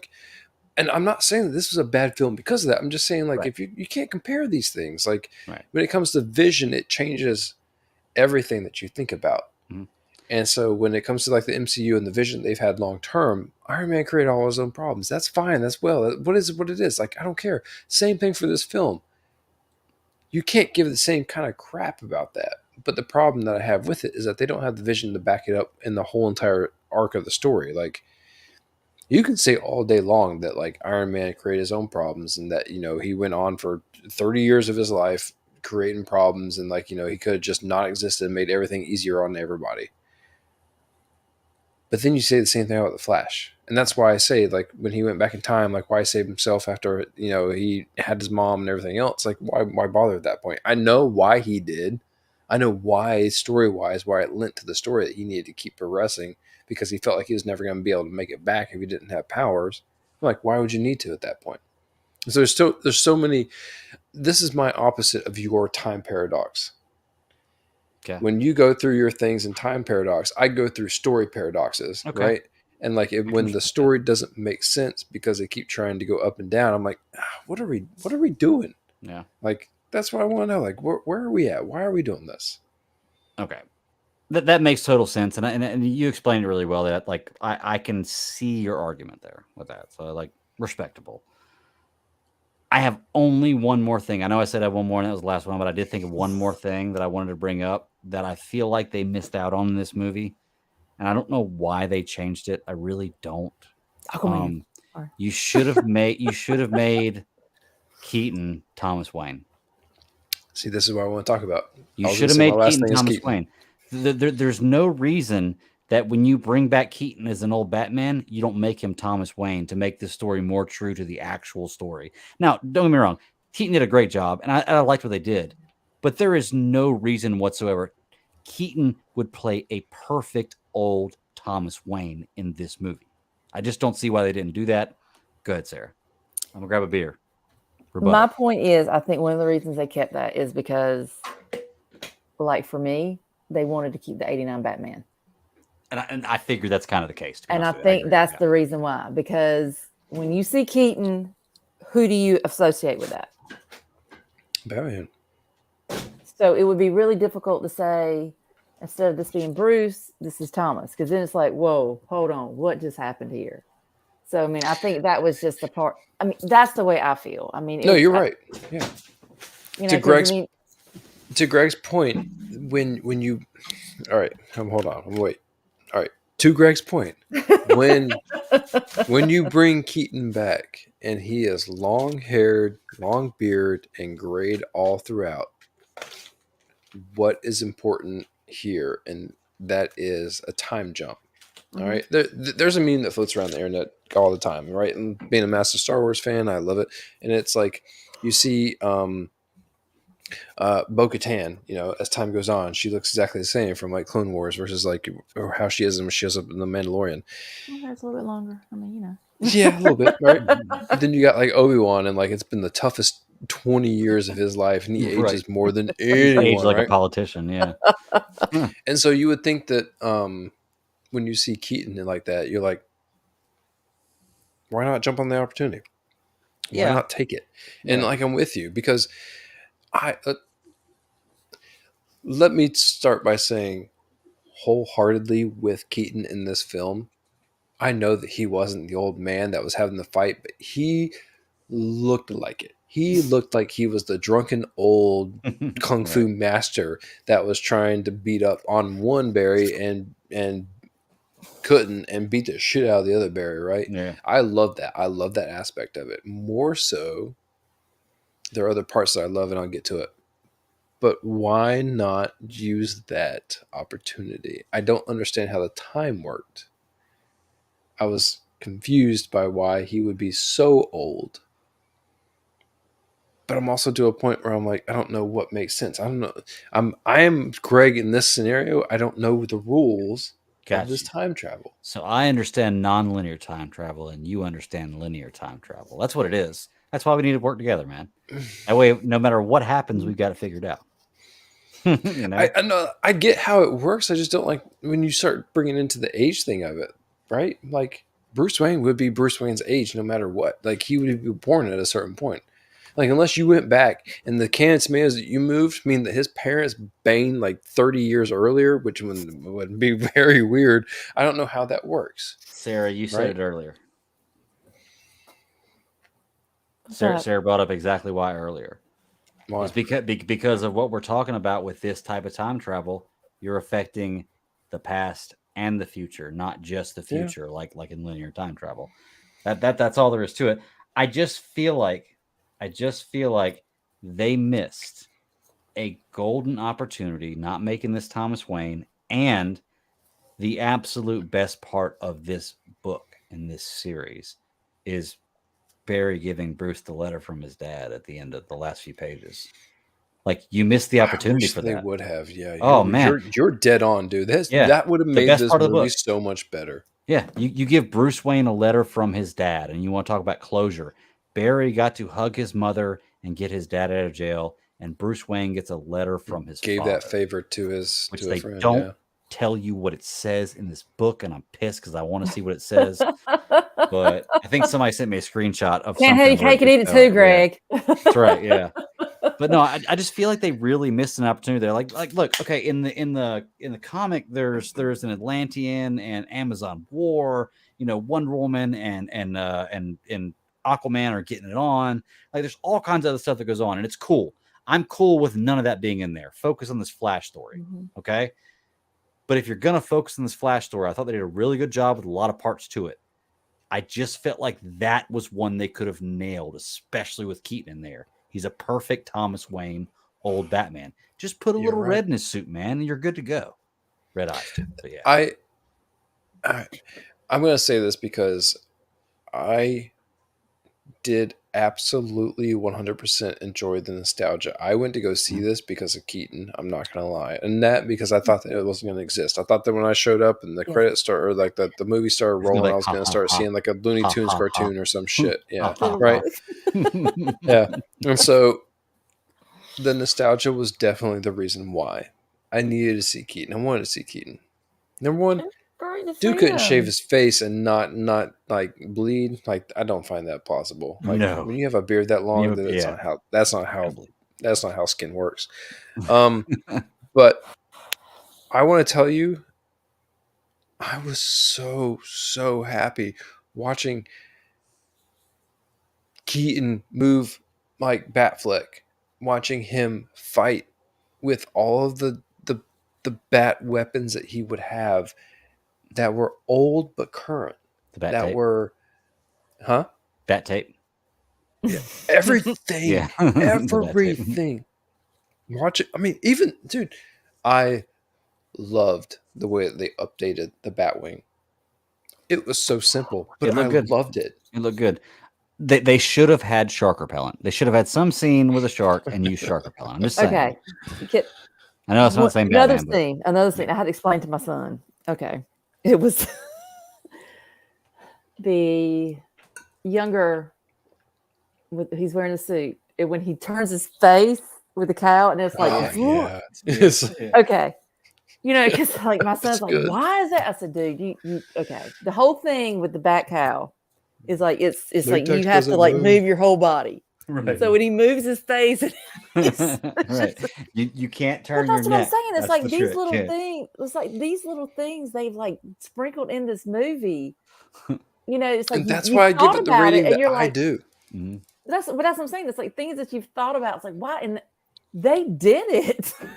That whole scene where he's building the suit and it's like fast, spray paint, and then I'm gonna take a second and cut the horn, cut the bat, right?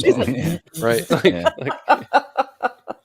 that's what I'm saying, and that was another thing that I really appreciate about this movie. It's like those little details like that. Mm-hmm. I mean, it's just the little minute things. That's probably like one of the reasons why I would like, you know, when it does come out streaming, I will watch it again just to see those little details because they were hilarious.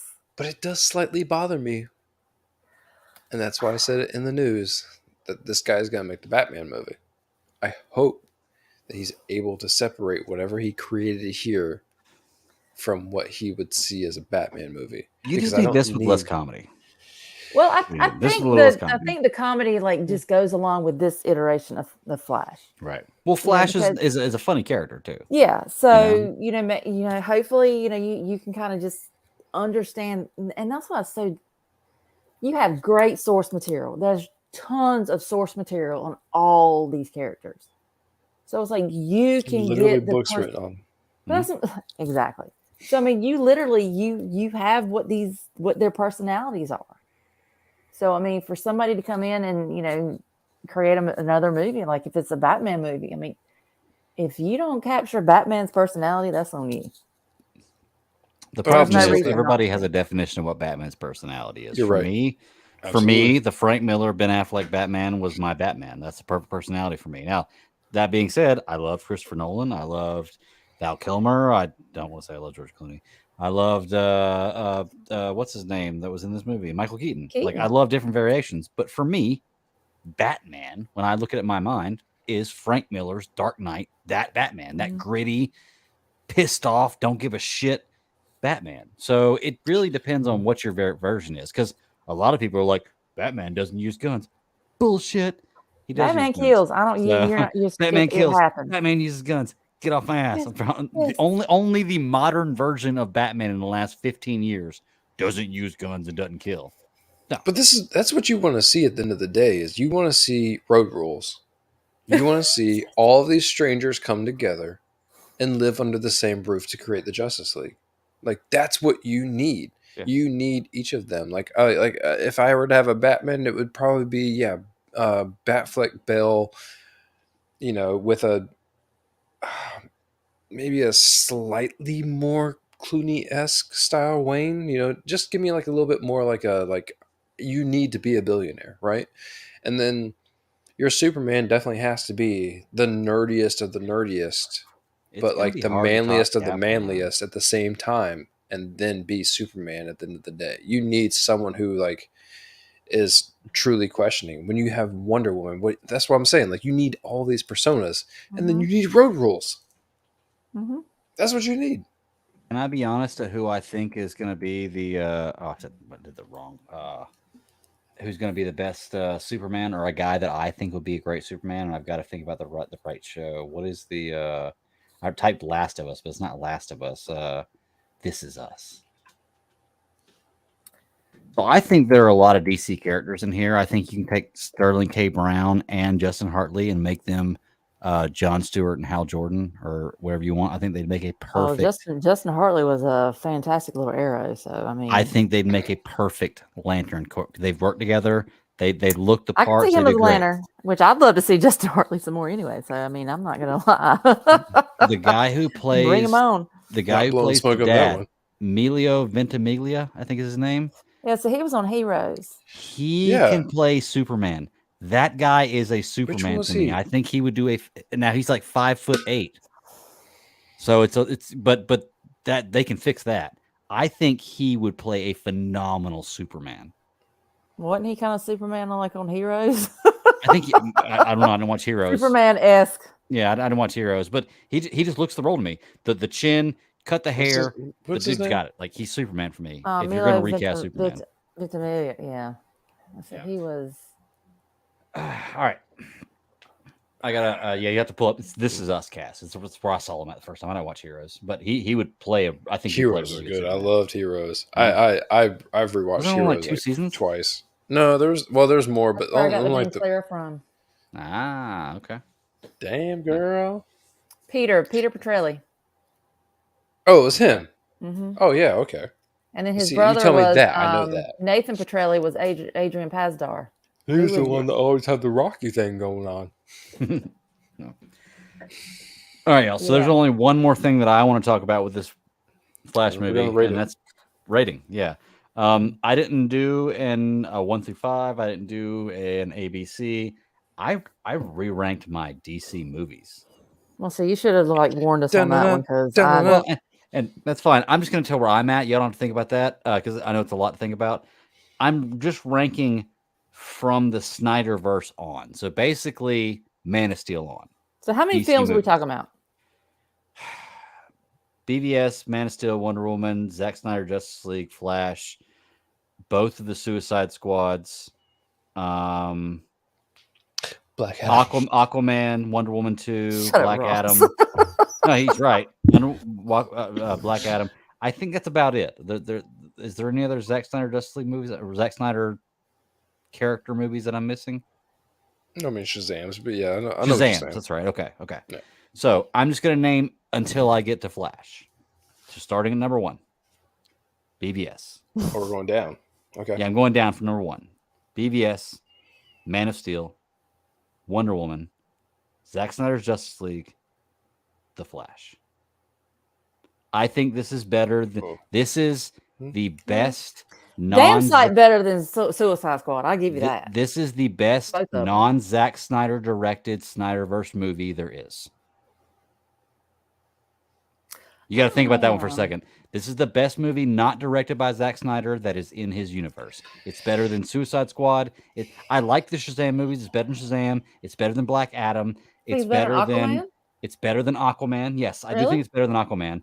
Now, I liked Aquaman, but I think it's better than that. It's definitely better than Wonder Woman 2. Wonder Woman 1984.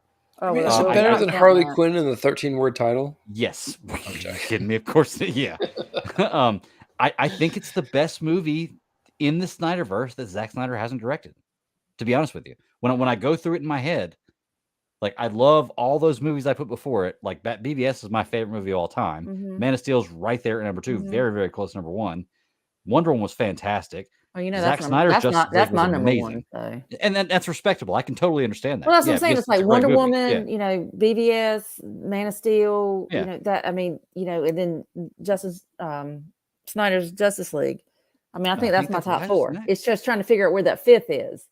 I might look at Flash and Aquaman kind of like on even keel. Okay. I can understand that. I like Aquaman, really but I didn't like it as much as I did this one. No, I think enjoyed it as much. There's... Yeah. And it could be happenstance. It could be just timing of the movies. Because I haven't seen a good DC movie in a while. Yeah. Because there's some things within Flash that I'm just like I said, that baby scene. Oh my God, it's just fucking awful. I'm sorry. It's just fucking awful. And I mean, and there's not really a scene in Aquaman where I'm like, it's just fucking awful. I mean, you know, so I'd probably put Aquaman and then maybe Flash. Fair just point. Because now if you took some stuff out of it, but I mean, it's just. But regardless, it's up there for you. It's better than a lot of the. We skipped over the Tamora Morrison scene in this film. Oh God, that was hilarious. we did. Yeah. That was hilarious. He's like, oh, like Atlantean goddess. Are you not married to her? Like, fuck off. This fat one on the internet over here, like she's just over here watching TV. She's just like, what? All right, so if we're gonna rank it, I guess 1 through 5, what we normally do, I can ask y'all for that one. I'm gonna give it a 4. It was a good movie.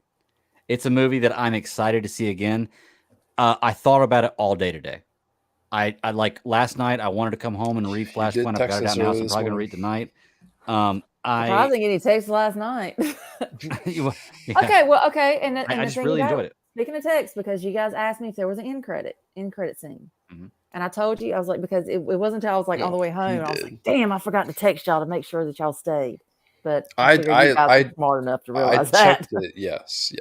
I always check. I'm like, do the non-spoiler. Like, is there an end credit scene? Yes or no? And then it's like, well, yes. I didn't know if there was or not, so we stayed regardless, just because it is what it is. So that's when Greg had texted, "Is there?" I'm like, there is, but you're not going to miss anything if you miss it. And I mean, it was comical, but yet it was like, that's why I'm like kind of put it on par with Aquaman and Flash. I'll tell you a sidebar though. Have you seen the picture of him? There's the, if you were to go and have like a fan pick at like a con, right? Mm-hmm. There was one where he did with a woman who's like wheelchair bound and like she couldn't get up, and like he just picked her up. She's like, well, like I'm pretty heavy, like I love that. Like every time it comes back around, I love seeing that. Oh, Jason Momoa, he's a fantastic guy. I mean, he seems like he's got a heart of gold. I mean, Keanu-ish. Right? Yeah, exactly. He's a really, he seems like he's a really cool dude. I mean, you don't really know him, but some of the things that you see he does, I'm like, he's a really cool cat. And it didn't do anything, but like I was happy just to see him in it. It was fun. Well, and I think it was kind of funny, especially with the Tim Morrison scene, because you're like, oh God, there's no Aquaman, kind of thing. And then it's like, yo, dude, for real. So I'll get y'all. We're talking about the last the post credit scene. Mm-hmm. It was funny because Ross, we were sitting there watching the credits, and I normally don't pay any attention to the credits, but I noticed that the director was actually one of the guys that was the hot dog cart guy in this movie. I'll have to go back and look at it and see if I can recognize him, but it showed that in the credits. And then it gave a credit to Jason Momoa for singing a sailor song. And I was like, I looked at Ross and I was like, where's that at? Where was that sailor song at? Like, I must have missed that. Is there a cut scene we don't know about? Is there literally the post-credit scene comes up and he says one line from a song. One line. Maybe two. Maybe two. They had to give him credit for that at the end. Do you think there'll be a director's cut? That's crazy. Huh? No. You think there'll be a director's cut? No, probably not. I think they're way past that. Yeah. Okay. There's been how many years for this film to come out? That's what I'm saying. I mean, they might, And last thing, my theory, there's a reason it took 6 years to come out, because old Barry and young Barry did have a different look to them. And I know you were going to say something stupid like that and do things to make it look different. They filmed all the young Barry scenes 6 years ago. They filmed all the new Barry scenes last year, and they finally, that's called dedication, sir. That's what that is. I knew dedication. You were going to say that. Yeah. I don't know where I felt that in my fucking bones, but because it makes sense. You were like, this makes sense. Greg's going to bring it up. It makes sense. I didn't rate it out of 5. I did rate it out of 10. I gave it a 7 out of 10. Okay, that's. I expected a little bit more to give it that 8, but I got about what I thought it was going to be. It's about a 3.75. Yeah, it's not bad. Yeah, like it's not bad. Like once again, heavily weighted on the fact that I don't like Ezra Miller as Flash, but that's a me thing. I didn't have a problem with him. I know, and a lot of people don't. Really I don't have a problem with him. I just don't think he's Flash. I don't have a problem with him as Flash. I thought he did a good job as Flash. I hate the actual person. True. You got to kind of take that's that my thing. Equation. Like I mean, as far as acting goes, he did a great job, and I can see him playing the role. Yeah. I don't respect the person. Yeah, he's garbage. Yeah, he's a piece of shit. Garbage. So, so I had to explain to the kids on the way, why it took so long, and we're just like, oh yeah, well, he's a piece of shit, and they're like, what? What do you do? I'm like, oh. I can't even tell you all we did. I mean, it was just like, it's just, no. You should. Not a very good cool dude. That you know he should be dead. Yeah, it's not a cool dude. He's not a cool dude. Yeah. What was your rating, Sarah? I'm kind of like with Ross. I think it's like, I'm saying like maybe a 7.5 out of 10. Okay. So not quite to that 8. Like just below where I'm at. Okay. Yeah, that's what I'm saying. I think we're all kind of in agreement. It's just I've got some really highs on it and I've got some really lows on it. Yeah. You know, I'm like some but of that that's stuff. Almost every movie, right? Mm-hmm. There are bad points to almost every movie except for BVS, but yeah. You know, and that's what I'm saying. You know, it's just like Wonder Woman. I mean, it was absolutely perfect. But exactly. Yeah. Minus Eros. You know, it's leave Aries alone. You know, I don't feel like this film should have been as long as it was. Okay. Because like I said, like I said, that baby scene, I feel like that was filler, dude.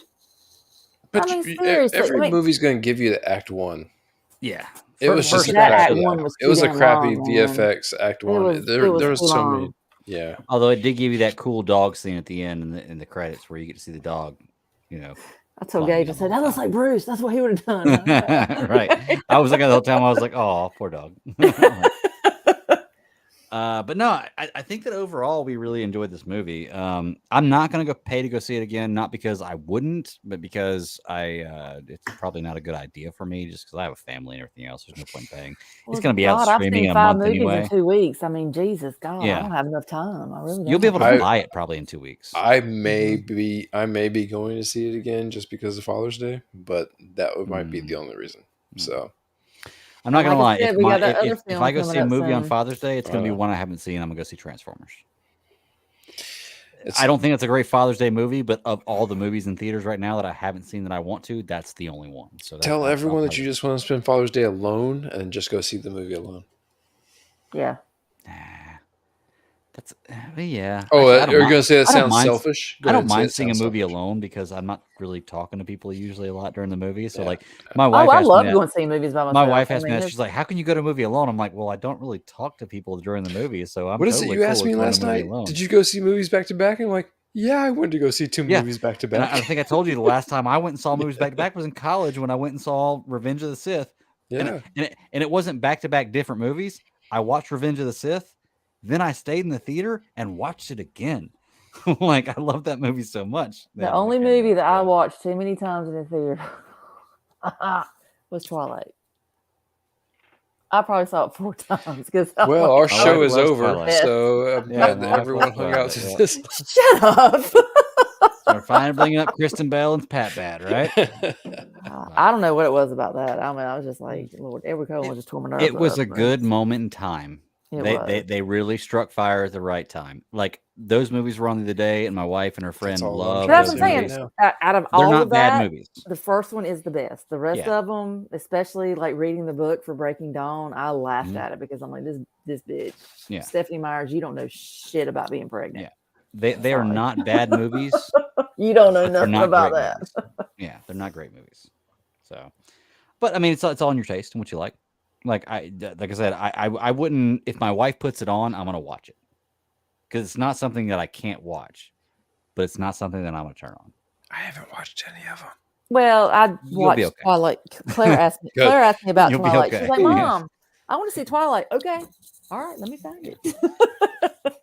Like I said, Ross, if you ever do see them, Ross, you won't be pissed that you watched them, but when you get done, you'll be like, I could have done without that. I kind of feel like Twilight is a certain time frame of people's movies to where like they come of age. And Eclipse sucks. Eclipse is awful. Book and movie. It's just freaking awful. Come in here and show that. What do you?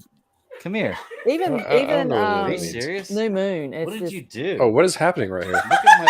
Look at my daughter's face. What did you do? That's your daughter? That's Summer, yes. Where's that Green Goblin? I can't tell. She's blackfacing. Show your face. Green Goblin. Avatar? What are you? Oh, you're doing the makeup? It looks good. Get her up in front. I look horrible. That looks awesome. Get on the screen. Yeah. Get on the screen. Lean down. Get on the screen. They're talking about that. Looks awesome. Zoom you do that in. yourself. You look good. That's good. Daddy, look at the picture I got of her. No, don't show that. Y'all didn't see me. Bye. Bye. My daughters have a lot of friends over right now. They're having a good time. I'm just glad my kids aren't the only one that Yeah. yeah. So I don't feel bad anymore. She like, is an nobody wants artist. to see you. Go away. She is an artist. I thought it was pretty impressive for yourself. I couldn't That do was that. good. I couldn't do pretty that on good some from what I work. could tell. So, but yeah, back to where we were talking about. I think we're referencing. Hey, fellas. Yeah. We saw The Flash. We saw The Flash. Girl Scout. I'm We gonna read actually sat through the entire credits, everything. Because remember I said I'm not going to believe it I till I didn't watched sit through the the end credits. credits. I'm going to go pee. I had to pee. Can I be honest? I'm getting a little sick and tired of the post-credit thing. And it's not because of the sitting through the credits. Like, if you're gonna make me sit through the credits, at least make it worth it. Like, don't give me okay, cool. I saw a funny clip. Show me that online. Like, I don't want to sit Gabe through says to me. He's like, Yeah, you just watch it online, just YouTube it. I'm like, dude, technically this movie don't come out till tomorrow. He's like, but if it's worth something, like okay. In like the first time I really started feeling like post-credit scenes were really worth something was the one where you had Bucky with the arm trapped and they were talking to him. And I'm like, that means something right before Civil War. That means something right there. Cool. Awesome. These ones that I get that don't mean shit. Like, don't get me wrong. It was funny. The Jason Momoa the ones scene. at the very beginning. It's like, oh, so-and-so will be back. No shit. I mean, what the Yeah. Let me make a very clear distinction here because I am completely on board for the mid-credit scene. I like give me the fun credits. Give me the mid-credit scene and make the mid-credit scene. That one being a fun one's fine. I'll give you that. If you make the mid-credit scene, but if you got to sit through the whole, and then if you need to go through all the way to the post-credit scene, it might as well just be like some bullshit. And if I miss some bullshit, then whatever, right? Well, because it's not only us that hate it. It's the people that clean the theater too. Like, that's why I said if I own a theater, I just fast forward right here. As soon as it goes to credits, fast forward to the end. Check this out. Start cleaning up. But, well, speaking of start cleaning up, I got nothing left for this. Yes. We saw The Flash. I am actually very excited to read this book again and watch the animated movie. I thought they did a great job. I'm very happy with what I saw. I cannot wait to see it again when it comes out on streaming because I'm not paying for it again. Well, I say that, but you know what? If I have time and nothing else to do and it's playing in Kernersville for $6, yeah, I'll go see it again. I know, $6 at theater. $6 now? It is $6 now. Ooh. And you know what? You know what, though, Ross? They painted everything. Do they clean the floors? That's what I worry about. No, Ross, they painted everything. So super upgrades. It went from $2 to $6, but they painted everything. You know, like the walls are like totally and different your point colors. Is the seats are the same, the screens are the same, but the walls are totally different colors, dude. Like, it's crazy. Yeah. Hometown theater. I just don't want to lose my shoes when I'm walking through the place. Like that's my beef. Look, I have so many members at the theater I can never not go, but I will say. Do they still have a bike rack out front? No, they got rid of the bike rack. I will say, when I went to go take my daughter to see Little Mermaid and I went to go to the Grand, for 4 tickets, it was $78.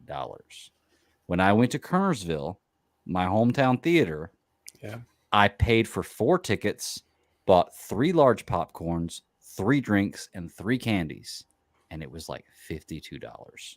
You're not wrong there, man. For all that. And I was like, okay, I know where I'm going for movies that I have to buy more than 2 tickets. That's why I say I'm fine with buying them on demand as soon as they come out available. If you make a movie available as soon as it comes out in theaters on my TV, that bitch is on my TV no matter what. Then you're putting theaters out of business, man, because everybody's going to be that way. I would too. If you could give me the option to pay $15 to see a movie, like during COVID, you know, like all the movies that came out that were streaming. I'm like, yeah, I'm perfectly fine. They're going to put movies, they're put theaters out of business though. I bought a better TV.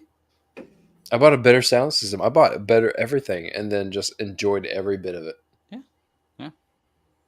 I remember sitting there watching movies I don't care about seeing in theaters because I'll just see it at home where I can pause it and take a break from it if I need to. Good pee and not miss anything. That's right. Yeah. Well, y'all, we have hit the 3-hour mark. Y'all ready to get out of here?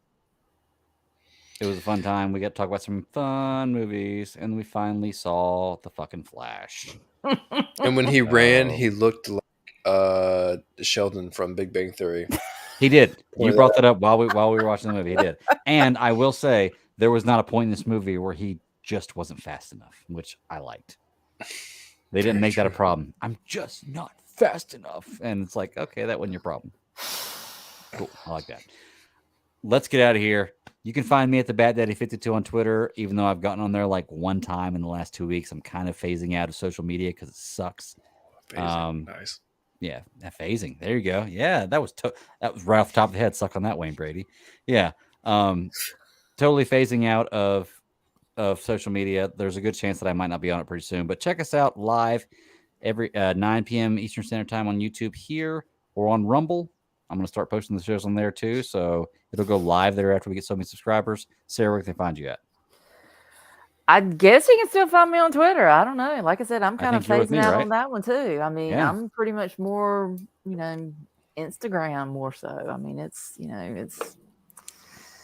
Instagram. I'm still on the Facebook. I still like my Facebook drama. So, I mean, it's just, I don't know. Twitter's just kind of, I don't know. But I mean, I'll check it every now and again. So if you need to find me, hey, you can. Let's put it this way. Everybody on Twitter that I know that needs to get a hold of me has my number. Mm-hmm. So, and I don't really get too much on there until like I said, football season. Right. That's really I'm more on there more so. So Twitter's better for sports. I agree. Come August. There you go, Ross. I like yes, that. My friend. Yes. Turn it the right way. Yes. Ross, where can they find you at, buddy? You can find me sharing all of my thoughts on everything that I feel is important absolutely nowhere because I don't care. Dude, so I'm right here, right now. Huh?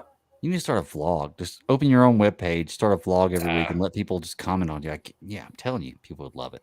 Ross's thoughts. Comment, hate. Ross's thoughts. Ross's thoughts. No, good deal. All right, I really appreciate it. It's been a fun time, and next week I will watch Strange New Worlds. We'll have more things to talk about as time comes. You need not worry. You don't remind me. I'm going to watch it like probably tomorrow, like as soon as I get off work, because I want to see it. But you're going to have 2 episodes now. It's okay. I'm cool with that. Okay. I am totally. In fact, I may save it to be able to watch. Does it come out Thursdays? Yes. I may not save it then because then I have to watch 2 episodes between Thursday and Friday. So, but even though that's not a big deal, but I don't know. We'll see. Anyway, and there's going to be a show on Wednesday, so you need to watch that too. What's the show on Wednesday? Secret Invasion. Mm-hmm. Secret Invasion. Okay, so next week, there you go. Secret Invasion, Strange New Worlds. We're already off to a good start. So here we go. I might see Revenge. I might see the Transformers Beast Force movie. I don't know why I said Revenge, but yeah, I'm traveling next week too. So I mean, hopefully I'll remember to watch it in the hotel room. Oh, Extraction 2. If you're a fan of